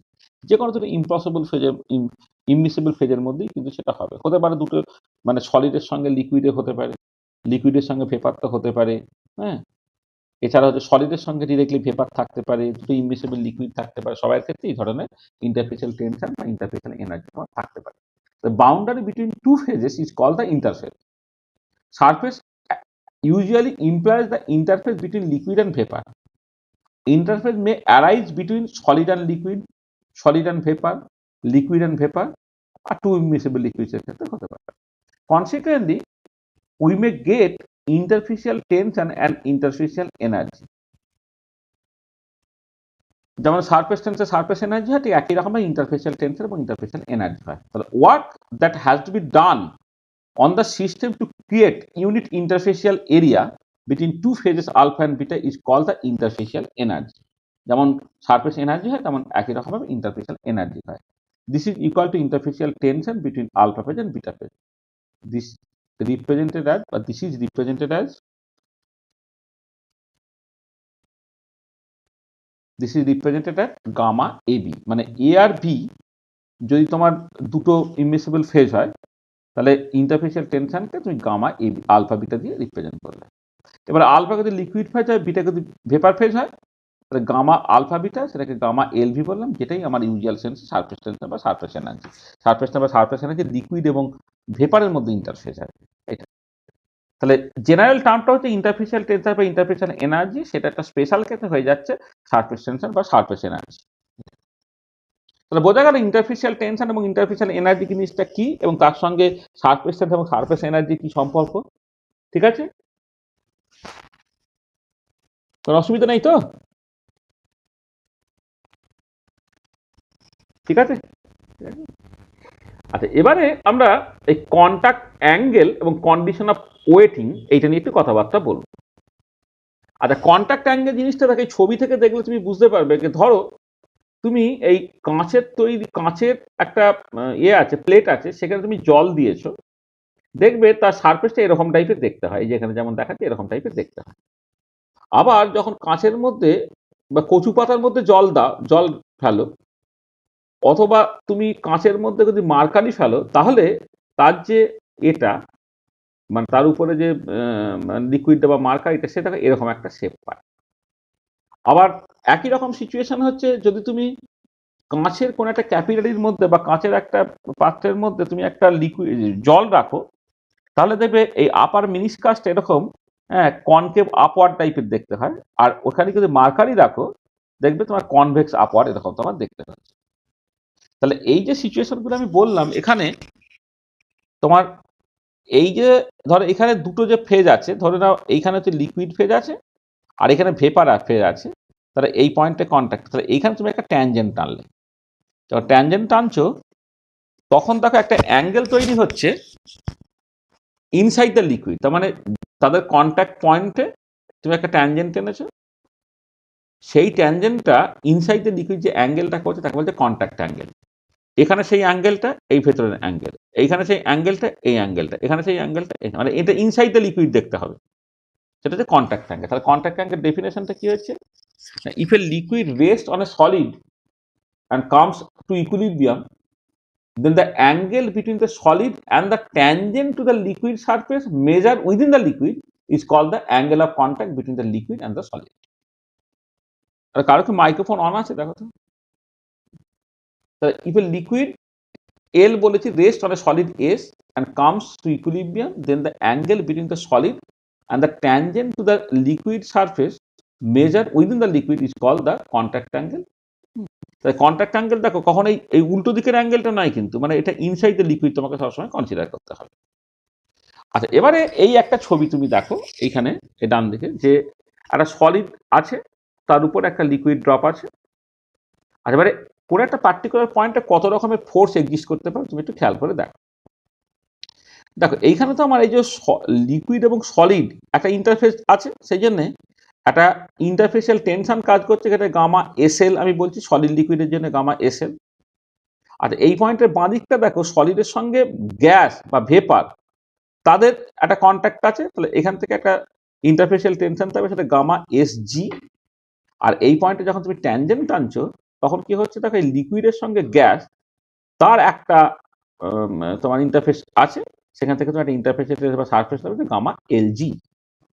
আচ্ছা, এবারে যদি ইকুইলিব্রিয়ামটা থেকে যায়, হ্যাঁ, যদি তোমার এই ইকুইলিব্রিয়ামটা যখন থেকে যাচ্ছে, তখন কি এই পয়েন্টে কোনো আনব্যালেন্স ফোর্স কাজ করছে না? তখন কি হবে না, তখন দেখো এই বাঁ দিকে যে ফোর্সটা কাজ করছে সেটা হচ্ছে গামা এসজি, আর ডান দিকে যে ফোর্সটা কাজ করছে সেটা গামা এসএল প্লাস গামা এলজির কস থিটা কম্পোনেন্ট, বা gamma LG cos theta plus gamma SL. এটা থেকে কস থিটা পেয়ে গেলে gamma SG minus gamma SL by gamma LG. এই ইকুয়েশনটাকে বলা হচ্ছে ইয়াং ইকুয়েশন। আচ্ছা, এবারে এই ইকুয়েশন থেকে একটা জিনিস খেয়াল করে দেখো, সেটা হচ্ছে এই যে যদি সামাও এরকম হয়ে যেত যে গামা এসজিটা গ্রেটার দেন গামা এসএল, এখান থেকে গামা এসজিটা যদি গ্রেটার দেন গামা এসএল হতো, তার মানে কি অ্যাজ যেন বাঁদিকটা মানে এই বাঁদিকে ফোর্সটা বেশি, মানে এই পয়েন্টটা বাঁদিকে সরতে চাইছে। তো এই পয়েন্টটা যখন বাঁদিকে সরতে চাইবে তখন কি হচ্ছে, লিকুইডটা স্প্রেড করছে। তাহলে এই পার্টিকুলার পয়েন্টে এদিকে আছে গামা এসজি, এদিকে আছে গামা এসএল। যদি গামা এসজিটা গ্রেটার দেন গামা এসএল হয়, তার মানে বেসিক্যালি এই পয়েন্টে এদিকে সরতে চাইছে, এদিকে সরতে চাইছে মানে সে স্প্রেড করে গেছে। আর gamma SG greater than gamma SL হয়ে গেলে কস থিটাটা এটা তোমার পরিষ্কার একটা পজিটিভ কোয়ান্টিটি হচ্ছে। কস থিটা যদি পজিটিভ কোয়ান্টিটি হয়, তাহলে থিটাটা 0 থেকে 90-র মধ্যে, অর্থাৎ কন্ট্যাক্ট অ্যাঙ্গেলটা হচ্ছে মানে অ্যাকিউট অ্যাঙ্গেল হলো, মানে লেস দ্যান 90 ডিগ্রি হলো। আর যদি উল্টোটা হতো, লেসে এই গামা এসএলটা গ্রেটার দেন গামা এসজি, তার মানে কি এই পয়েন্টটা ডান দিকে সরতে চাইছে, অর্থাৎ সে স্প্রেড করতে চাইছে না, সে আরো গোল হয়ে যেতে চাইছে। যেমন এখানে যদি দেখো এই পয়েন্টটা এদিকে সরে আসে, এদিক থেকে এরকম হয়ে যেতে চাইছে, তখন কি হয়ে যাবে, তাহলে গামা এসজিটা যেহেতু তোমার লেস দেন গামা এসএল হয়ে গেল, তখন এই ওভারঅল জিনিসটা নেগেটিভ হয়ে গেল। আর কস থিটা নেগেটিভ মানে কি হচ্ছে, থিটাটা হচ্ছে গ্রেটার দেন 90 ডিগ্রি হচ্ছে। তার মানে এটা দাঁড়াচ্ছে যে যদি তোমার কন্ট্যাক্ট অ্যাঙ্গেলটা লেস দেন 90 ডিগ্রি হয়, তাহলে সেটা স্প্রেড করে যাবে এবং সেই লিকুইডটা সলিড সারফেস থেকে ভেজাবে। আর যদি কন্ট্যাক্ট অ্যাঙ্গেলটা তোমার মোর দেন 90 ডিগ্রি বা অবস্টিউস অ্যাঙ্গেল হয়ে যায়, তাহলে কিন্তু তুমি দেখবে ওটা তোমার গ্লোবিউল তৈরি হয়ে যাচ্ছে। তাহলে কি দাঁড়াচ্ছে দেখো যে in general case the solid liquid contact the weighting of solid surface by liquid occurs when theta less than 90 degree R theta greater than 90 degree হয়ে গেলে কোনো ওয়েটিং হবে না। দেখো জল এবং কাঁচ তাদের কন্ট্যাক্ট অ্যাঙ্গেলটা হচ্ছে সূক্ষ্মকণ লেস দেন 90 ডিগ্রি, সেই জন্য জল হচ্ছে কাঁচকে ভেজাবে, কিন্তু মার্কারি আর কাঁচ যদি তুমি কনসিডার করো তার কন্ট্যাক্ট অ্যাঙ্গেলটা হচ্ছে মোর দ্যান 90 ডিগ্রি, সেক্ষেত্রে কিন্তু মার্কারি তোমার জলকে কিন্তু ভেজাবে না, তুমি মাথায় রাখবে। তাহলে বুঝতে পারলে যে কোন একটা লিকুইড কোন একটা সলিডকে ভেজাবে কি ভেজাবে না সেইটা, তাহলে কন্ট্যাক্ট অ্যাঙ্গেল জিনিসটা তুমি বুঝলে, কন্ট্যাক্ট অ্যাঙ্গেলের উপর নির্ভর করে তোমার ঠিক হবে যে কোন একটা লিকুইড কোন একটা সলিডকে ভেজাবে কি ভেজাবে না। তার জন্য আমি ইয়াং ইকুয়েশনটাকে বললাম, ইকুয়েশনটাকে তুমি পরিষ্কার বুঝতে পারছো, যখন থিটাটা লেস দ্যান 90 ডিগ্রি তখন অ্যাকচুয়ালি লিকুইডটা সলিডের উপর ছড়িয়ে পড়ার চেষ্টা করবে, স্প্রেড করে যাবে, আর যখন তোমার থিটাটা মোর দ্যান 90 ডিগ্রি তখন কিন্তু স্প্রেড করবে না বা লিকুইডটা সলিডকে ভেজাবে না। ঠিক আছে, এটা বুঝতে পেরেছো? ঠিক আছে,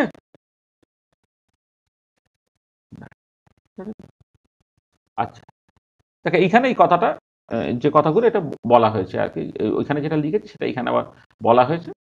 আর এখানে একটা কথা বলি যে তুমি ক্যাপিলারি রাইজ এবং ক্যাপিলারি ডিপ্রেশন আমি পরে খুব ভালো করে পড়বো, যে যখন কন্ট্যাক্ট অ্যাঙ্গেলটা লেস দেন 90 ডিগ্রি তখন তোমার বেসিক্যালি যেটা হয় ক্যাপিলারি রাইজ হয়, তখন এই এই এটা সারফেসটা এরকম দেখতে হয়, মানে এটা বলে কনকেভ আপওয়ার্ড, এই যে যেদিকটা গর্তের দিক সেটা কনকেভ সাইড, উপর দিকটা concave R concave upward.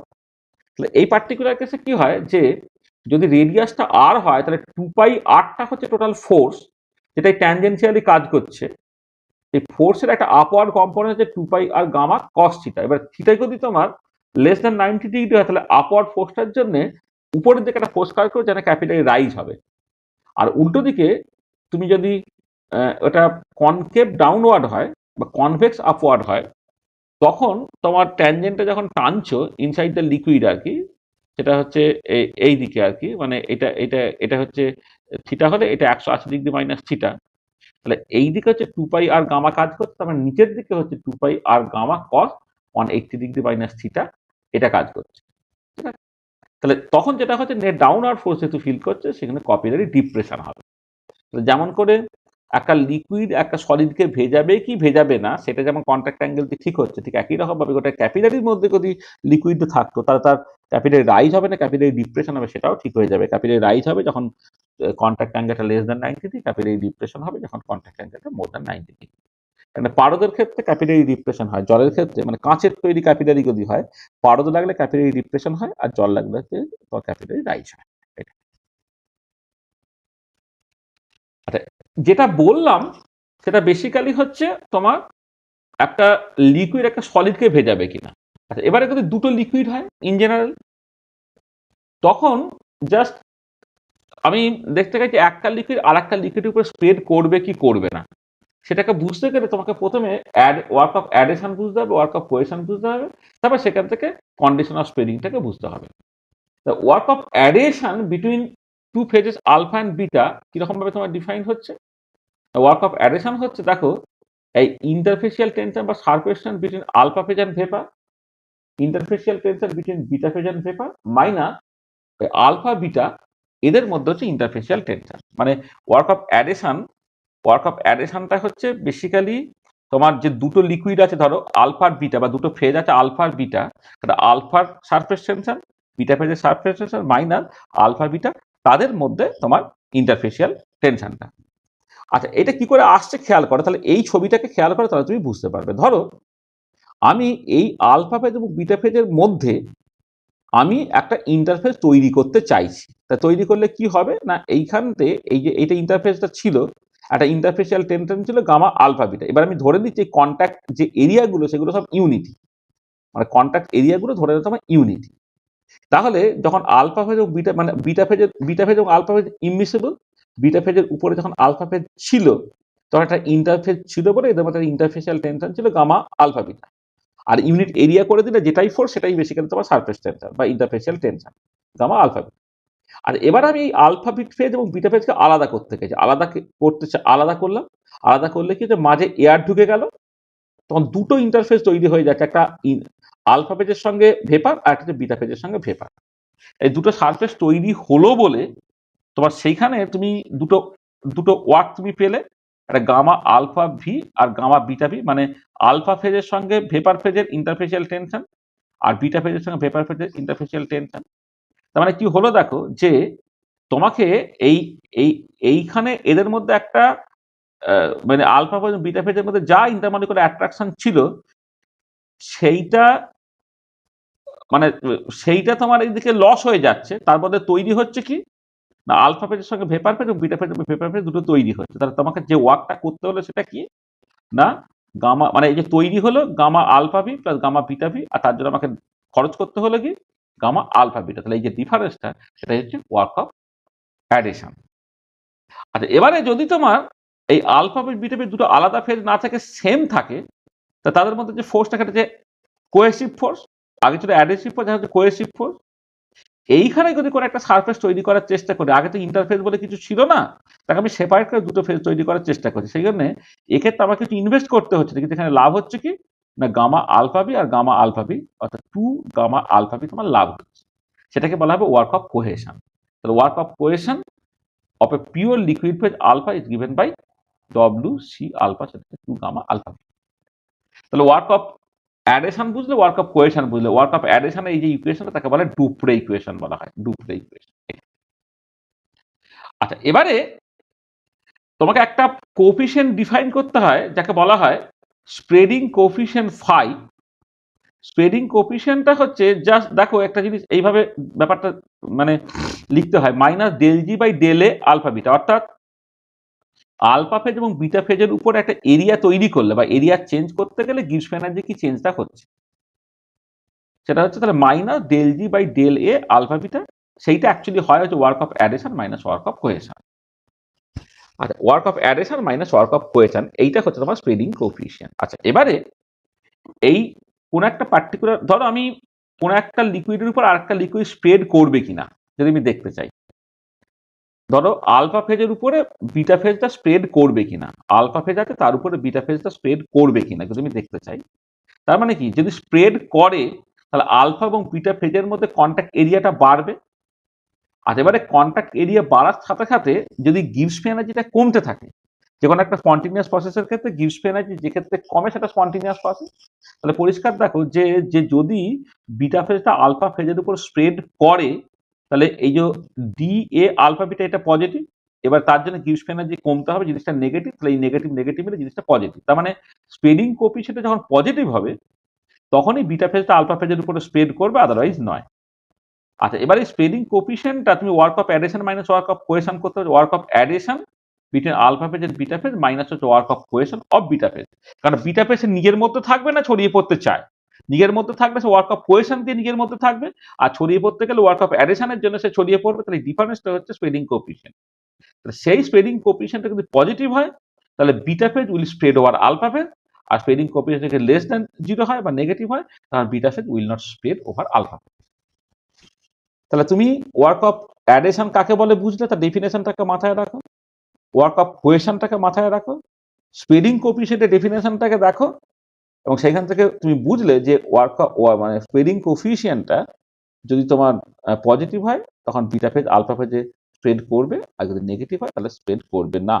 In other way তুমি যদি work of adhesion between alpha phase and beta phase greater than work of cohesion between cohesion of beta phase হয়, তখন বেসিক্যালি হচ্ছে বিটাটা আলফা ফেজের উপরে স্প্রেড করবে, আদারওয়াইজ না। তাহলে দেখো এইখান থেকে ওয়ার্ক অফ অ্যাডিশন কাকে বলে, ওয়ার্ক অফ কোহেশন কাকে বলে, স্প্রেডিং কোএফিসিয়েন্ট বল কাকে বলে, আর স্প্রেডিং কোএফিসিয়েন্ট বা ওয়ার্ক অফ অ্যাডিশন বা ওয়ার্ক অফ কোহেশনের ভ্যালুর উপরে নির্ভর করে তোমার কখন কোন একটা লিকুইড আর একটা লিকুইডের উপর স্প্রেড করবে কখন করবে না, সেটা পরিষ্কার বুঝতে পারলে? ঠিক আছে, ঠিক আছে না হয় ঠিক নাই?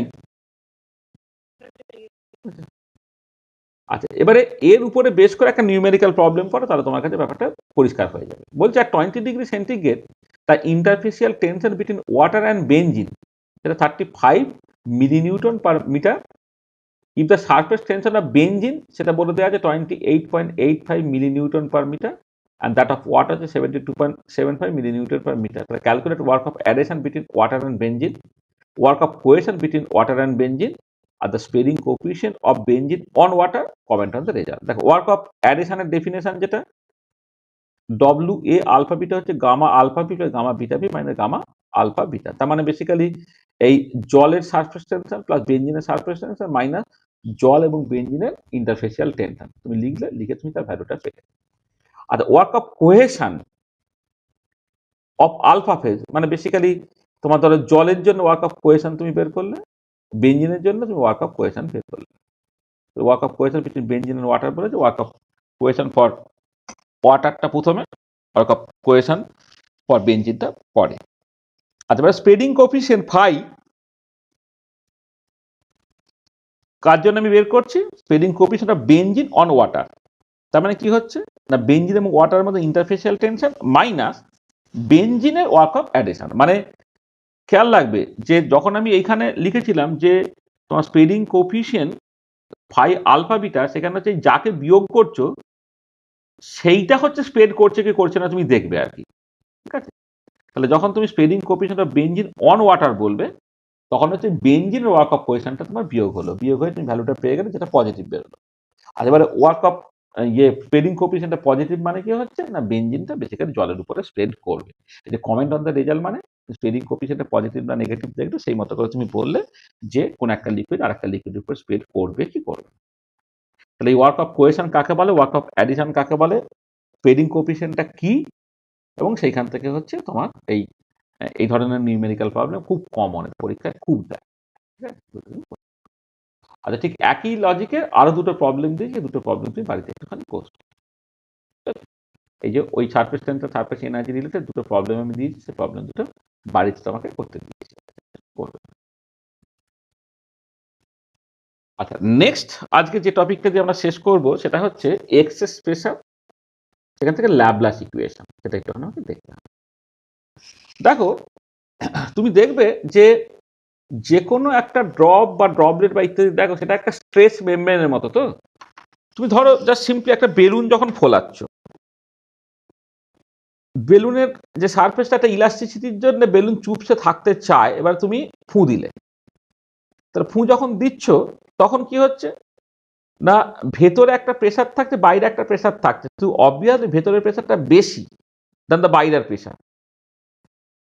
কারণটা হচ্ছে বাইরের প্রেসার তার সঙ্গে যে বেলুনের যে সারফেসটা আছে তার একটা ইলাস্টিসিটির জন্য সে তো ছোট হতে থাইছে, তুমি জোর করে হচ্ছে তুমি কি করছো একটা ভেতর থেকে একটা প্রেসার দিচ্ছ, ঠিক আছে। তার মানে বেসিক্যালি এই ভেতরের দিকটা হচ্ছে কনকেভ সাইড, তার মানে কনকেভ সাইডে কিন্তু প্রেসার সার্টেনলি বেশি আছে, কারণ তুমি বেলুনের মুখটা ছেড়ে দিলে তুমি দেখতে পাও কি যে ভেতর থেকে প্রেসারটা মানে হাওয়াটা বেরিয়ে আসে। কেন বেরিয়ে আসে, ভেতরে প্রেসার বেশি বলি না, এখানে কি হচ্ছে সবসময় কনকেভ সাইডে প্রেসার বেশি থাকে, সবসময় একটা বেলুন বলো বা কোনো একটা ড্রপলেট বলো বা যাই বলো, সবসময় হচ্ছে কনকেভ সাইডে প্রেসারটা বেশি থাকে।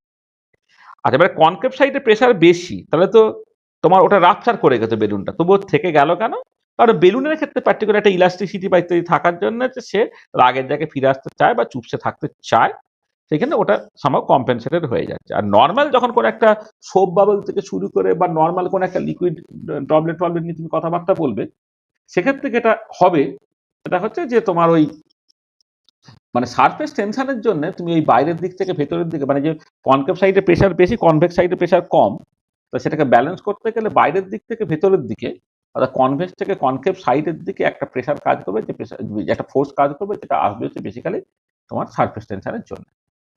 ধরো এই হচ্ছে ধরে নাও একটা তোমার মানে আমি একটা সারফেস আছে প্রথমে কনসিডার করছি, যেমন ধরো তুমি একটা স্ফেরিক্যাল ক্যাভিটি বা এই ধরনের কিছু কনসিডার করছো, একটা লিকুইডের মধ্যে একটা এয়ার বাবেল তৈরি হয়েছে আর কি, যার বেসিক্যালি সারফেস একটা, সেই সিচুয়েশনটা আমি প্রথমে আলোচনা করছি, সোপ বাবেল বা ইত্যাদিগুলো আমি পরে আলোচনা করবো।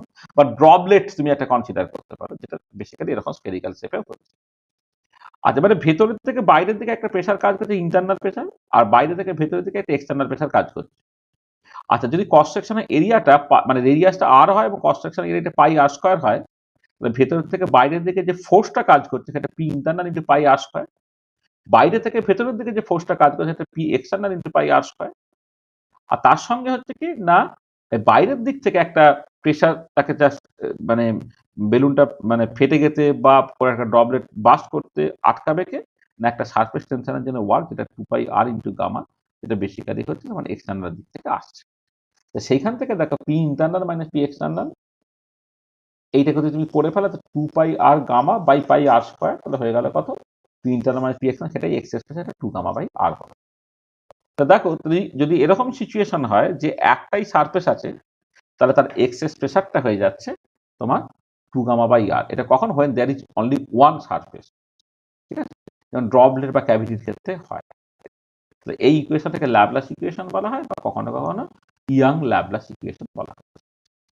আর এবারে যদি তুমি সোপ বাবল কনসিডার করো, সোপ বাবলটা এতটাই পাতলা হয়, এতটাই থিন হয় যে ইন্টারনাল রেডিয়াস এবং এক্সটার্নাল রেডিয়াস হচ্ছে বেসিক্যালি সমান, তার ক্ষেত্রে এক্সেস প্রেসারটা এটা 2 টাইমস হয়ে যাচ্ছে, কারণ দুটো সারফেস আছে বলে, সেটা 4 গামা বাই আর। আর এবারে যদি এরকম সিচুয়েশন হয় যে দুটো মানে সোপ বাবল যেমন থিন খুব, ইন্টারনাল রেডিয়াস এক্সটার্নাল রেডিয়াস আলাদা, এই সেম, আর যদি ইন্টারনাল রেডিয়াস এবং এক্সটার্নাল রেডিয়াস পুরো আলাদা হতো, তাহলে কি হতো না, ইন্টারনাল রেডিয়াসের জন্য যে 2 gamma by R one, external যে 2 গামা বাই আর টু, তাহলে টোটাল যে এক্সেস প্রেসার যেটা, সেটা হয়ে গেল 2 gamma into 1 by R one plus 1 by R. আর যদি সিলিন্ড্রিকাল হয়, সিলিন্ড্রিকালের ক্ষেত্রে এক্সেস প্রেসারটা হচ্ছে ডেল্টা পি হচ্ছে গামা বাই আর। তাহলে তুমি খেয়াল রাখবে যে যখন তুমি ল্যাপ্লাস ইকুয়েশনের ডেরিভেশনটা তুমি বুঝতে পারলে যে একটা সারফেসের জন্যই করছো, ডেল্টা পিটা হচ্ছে 2 গামা বাই আর, কিন্তু যখন নিউমেরিক্যাল প্রবলেম করবে সোপ বাবল হয়ে গেলে সেটা অটোমেটিক 4 গামা বাই আর হয়ে যাবে। যদি তোমার এরকম দুটো সারফেস থাকে এবং তাদের মধ্যে একটা থিকনেস থাকে, যাতে একটা ইন্টারনাল রেডিয়াস এবং এক্সটার্নাল রেডিয়াস হচ্ছে আলাদা, তার ক্ষেত্রে হচ্ছে তোমার ওটা হয়ে যাবে 2 gamma 1 by R one plus 1 by R two. যদি সিলিন্ড্রিকাল হয়, সিলিন্ড্রিকালের ক্ষেত্রে হয়ে যাবে হচ্ছে গামা বাই আর ইত্যাদি। ঠিক আছে, তাহলে এইটা তুমি মাথায় রাখবে যে কার ক্ষেত্রে ফর্মুলাটা কিরকম ভাবে চেঞ্জ হলো, তুমি ব্যাপারটাকে মাথায় রাখবে। আর এইটা যদি তুমি ক্যালকুলেট করে দেখে নিতে পারো যে এই পার্টিকুলার কেসে হ্যাঁ তোমার ওই এক্সেস প্রেসারটা কেমন করে আসছে, কারণ এক্ষেত্রে কিছুই না, P internal into pi R one square minus equal to P external into pi R two square, এখানে প্লাস যেটা, এটা হচ্ছে তোমার এই এতে কতখানি আসছে, মানে সারফেস টেনশনের কতখানি ফোর্স তোমার বাইরের দিক থেকে আসছে, এটাকে তুমি করবে, করে সেখান থেকে তুমি দেখবে এক্সেস প্রেসারটা হয়ে যাবে গামা বাই আর। এইগুলো আসলে কি হচ্ছে, আমি একটুখানি ছোট ছোট করে সামারাইজ করে দিচ্ছি, আমাদের বইয়ে এগুলো খুব ডিটেল ডেরিভেশন আছে আর কি, আমাদের যেটা মানে যেখানে লিকুইড স্টেটটা আছে আর কি, মানে এখনকার বই যদি হয়, লেটেস্ট এডিশন যদি হয়, তার মধ্যে ভলিউম 1 এর মধ্যে সারফেস টেনশনের ডিটেল আছে, সেটা পড়বে। আর পুরনো বই যদি থাকে, তাহলে হচ্ছে ভলিউম 2 এর মধ্যে সারফেস টেনশন আছে, তুমি ভালো করে পড়বে। আচ্ছা, এবারে এই রিলেটেড একটা প্রবলেম আমি বলছি যে what will be the pressure inside the air bubble of 0.1 millimetre radius situated just below the surface of the water. মানে এই যে এইটা ধরো সারফেস অফ দ্য ওয়াটার, তার ঠিক নিচে তোমার একটা এয়ার বাবল তৈরি হয়েছে, হ্যাঁ, তার ক্ষেত্রে তোমার প্রেসারটা কত তোমায় বলতে বলেছে। সারফেস টেনশন অফ ওয়াটার বলে দেওয়া আছে, অ্যাটমসফেরিক প্রেসার তোমায় বলে দেওয়া আছে। তাহলে দেখো ডেল্টা পি এক্সেস প্রেসারটাকে P internal minus P external, তাহলে পি ইন্টারনালটা কত হবে, মানে জাস্ট ভেতরে প্রেসারটা কত হবে কনকেভ সাইডে, তাহলে P external plus delta P. আর পি এক্সটার্নালটা মানে তার ঠিক বাইরে, সেটাতে অ্যাটমসফেরিক প্রেসার, তাহলে অ্যাটমসফেরিক প্রেসার হলো প্লাস তার সাথে হচ্ছে এখানে কিন্তু একটাই সারফেস, হ্যাঁ, ইনসাইড দ্য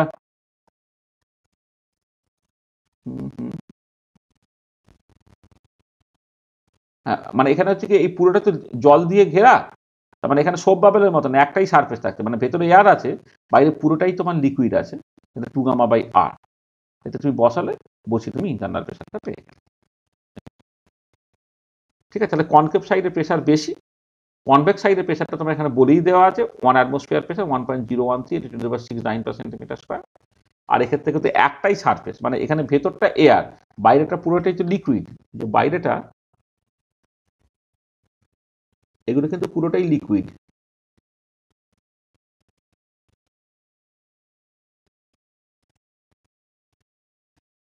এটা পুরোটাই লিকুইড, এখানে কিন্তু সোপ বাবেলের মতো ফিল্ম নয় কিন্তু, যে ভেতরে একটা সারফেস বাইরে আছে, তখন কিন্তু এটা 4 গামা বাই আর লিখতে হবে। The excess pressure of 364 Pascal is required to produce a hemispherical bubble at the end of the capillary tube of a 3 millimeter diameter immersed in acetone. Calculate gamma.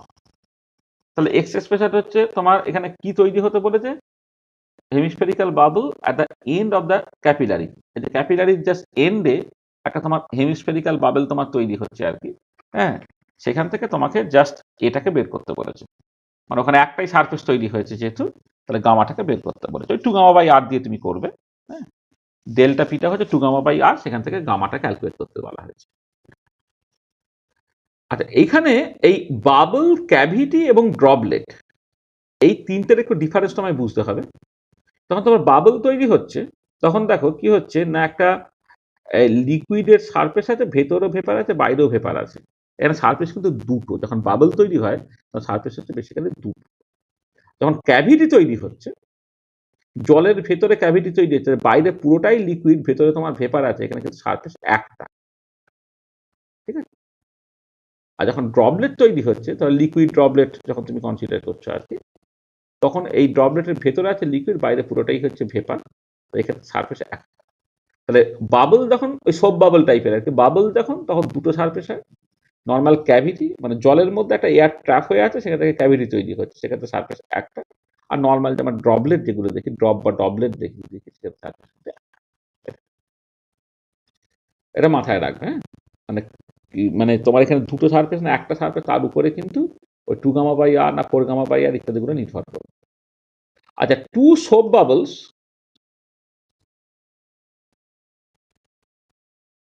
তাদের radius আলাদা, একটা হচ্ছে 4 centimetre, একটা 3 centimetre.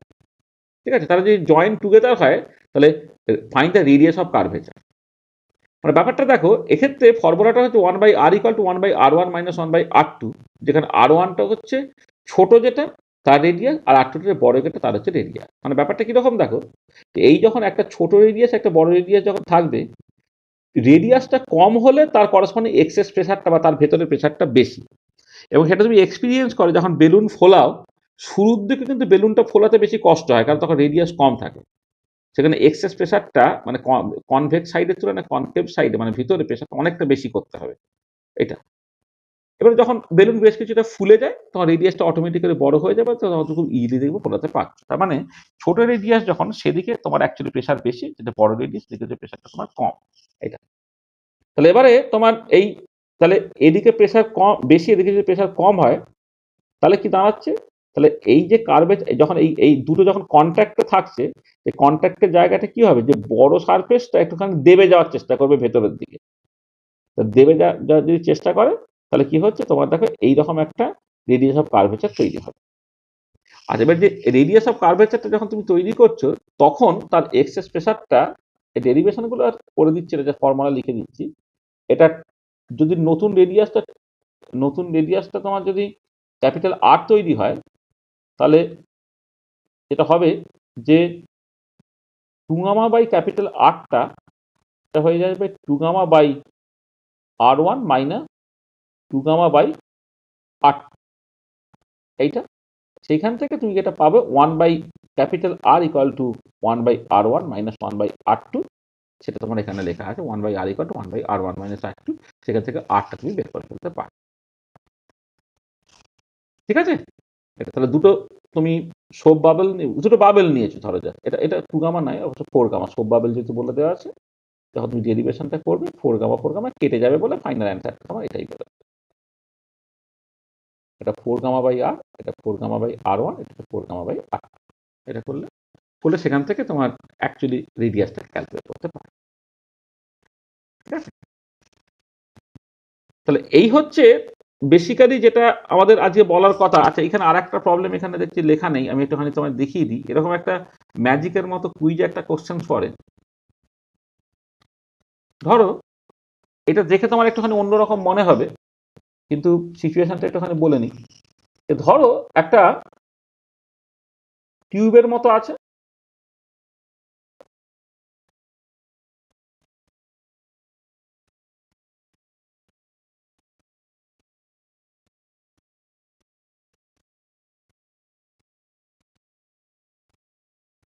এইখানে ধরো একটা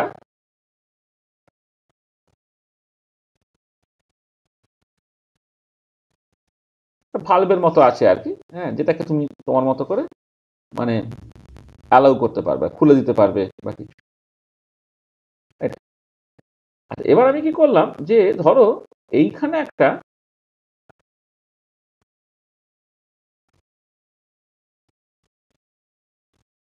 ছোট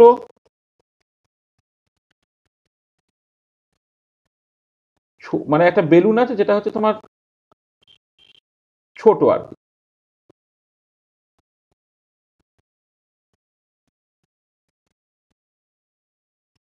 একটা ছোট বেলুন আছে, আর এইখানে ধরো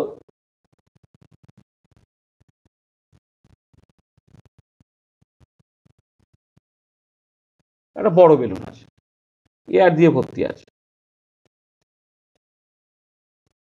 তো এদিকে বেলুনটা বেশি, মানে অনেক বেশি এয়ার আছে,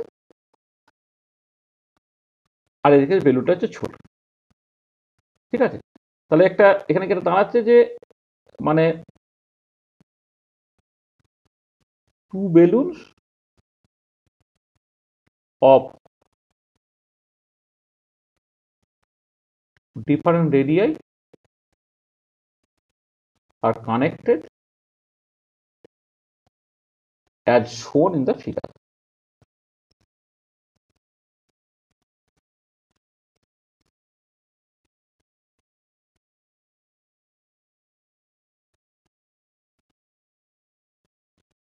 As shown in the figure. So what happens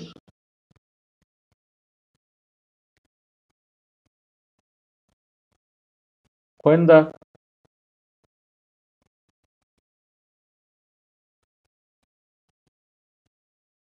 stopper is open? তাহলে এই স্টপারটা ওপেন করে দিলে কি হবে বলো তো, এটা কি হবে বলো। এক্স্যাক্টলি। তো দেখো এক্ষেত্রে যেটা রেডিয়াসটা কম বলে এর ভেতরে যে প্রেসারটা সেটা অনেক বেশি আছে, কিন্তু যে এক্সেস প্রেসারটা আছে এখানে এইটা হচ্ছে তোমার এক্সটার্নাল প্রেসারের সঙ্গে টু গামা বাই, এখানে টু গামা মানে দুটো, যেহেতু সারফেস আছে আমি ফোর গামা বলছি, এইখানে ভেতরে যে প্রেসারটা সেটা হচ্ছে four gamma by R one plus external pressure. এক্ষেত্রে যে প্রেসারটা আছে সেক্ষেত্রে কি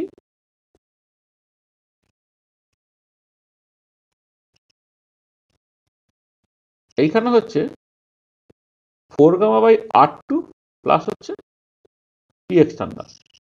এবারে যেহেতু তোমার মানে এটা হচ্ছে তোমার ইন্টারনাল, এটা হচ্ছে পি ওয়ান বলছি, এটা ধরে নাও তোমার পি টু। আর পরিষ্কার যেহেতু তোমার আর ওয়ানটা লেস দ্যান আর টু, এটা ইমপ্লাই করছে পি ওয়ানটা গ্রেটার দ্যান পি টু। তাহলে পি ওয়ান যদি গ্রেটার দ্যান পি টু হয়ে যায় তাহলে যেদিকে প্রেসার বেশি সেখান থেকে কম প্রেসারের দিকে এটা ফ্লো করবে, এয়ারটা ফ্লো করবে। তাহলে air flows from high pressure to low pressure region. সেখানে যেটা হবে smaller bubble will reduce and larger bubble will increase in volume.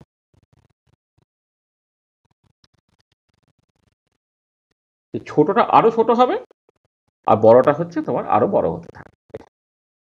ঠিক আছে, তাহলে বোঝা গেল এগুলো সব হচ্ছে এই এক্সেস প্রেসার রিলেটেড প্রবলেম। আর তো আজকে আমরা এই পর্যন্ত রাখলাম। নেক্সট ক্লাসে আমরা সারফেস টেনশনের এই পরের পার্টটাকে আবার করব। পরের পার্টের মধ্যে আমাদের যেটা মানে মূল যে জায়গাটা আমাদের আলোচনা করতে হবে সেটা হচ্ছে ক্যাপিলারি রাইজ, ক্যাপিলারি ডিপ্রেশন। এই ক্যাপিলারি রাইজ এবং ক্যাপিলারি ডিপ্রেশন সংক্রান্ত বেশ কিছু প্রবলেম আছে, সেটাকে একটা দেখা এক নম্বর। দু নম্বর যেটা দেখতে হবে সেটা হচ্ছে temperature dependence of surface tension, সেটা একটা দেখার দরকার আছে। আর একটা জিনিস আছে সেটা হচ্ছে তোমার কেলভিন ইকুয়েশন বলে একটা ব্যাপার আছে, যে ভেপার প্রেসার ওভারে কার্ভ সারফেস। হ্যাঁ, তো ভেপার প্রেসার ওভারে কার্ভ সারফেস, আমি ভেপার প্রেসার জাস্ট উপরে একটুখানি আলোচনা করেছি।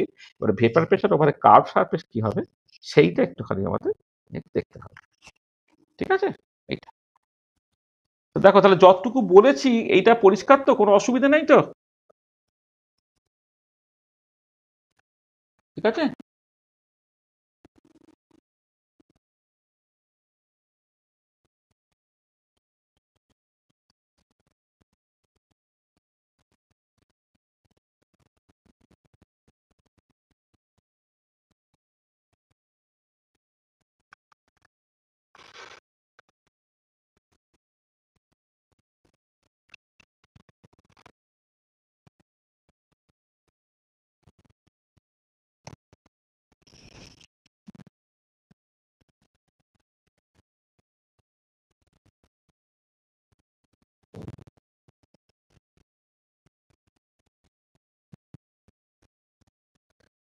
আচ্ছা, ঠিক আছে তাহলে।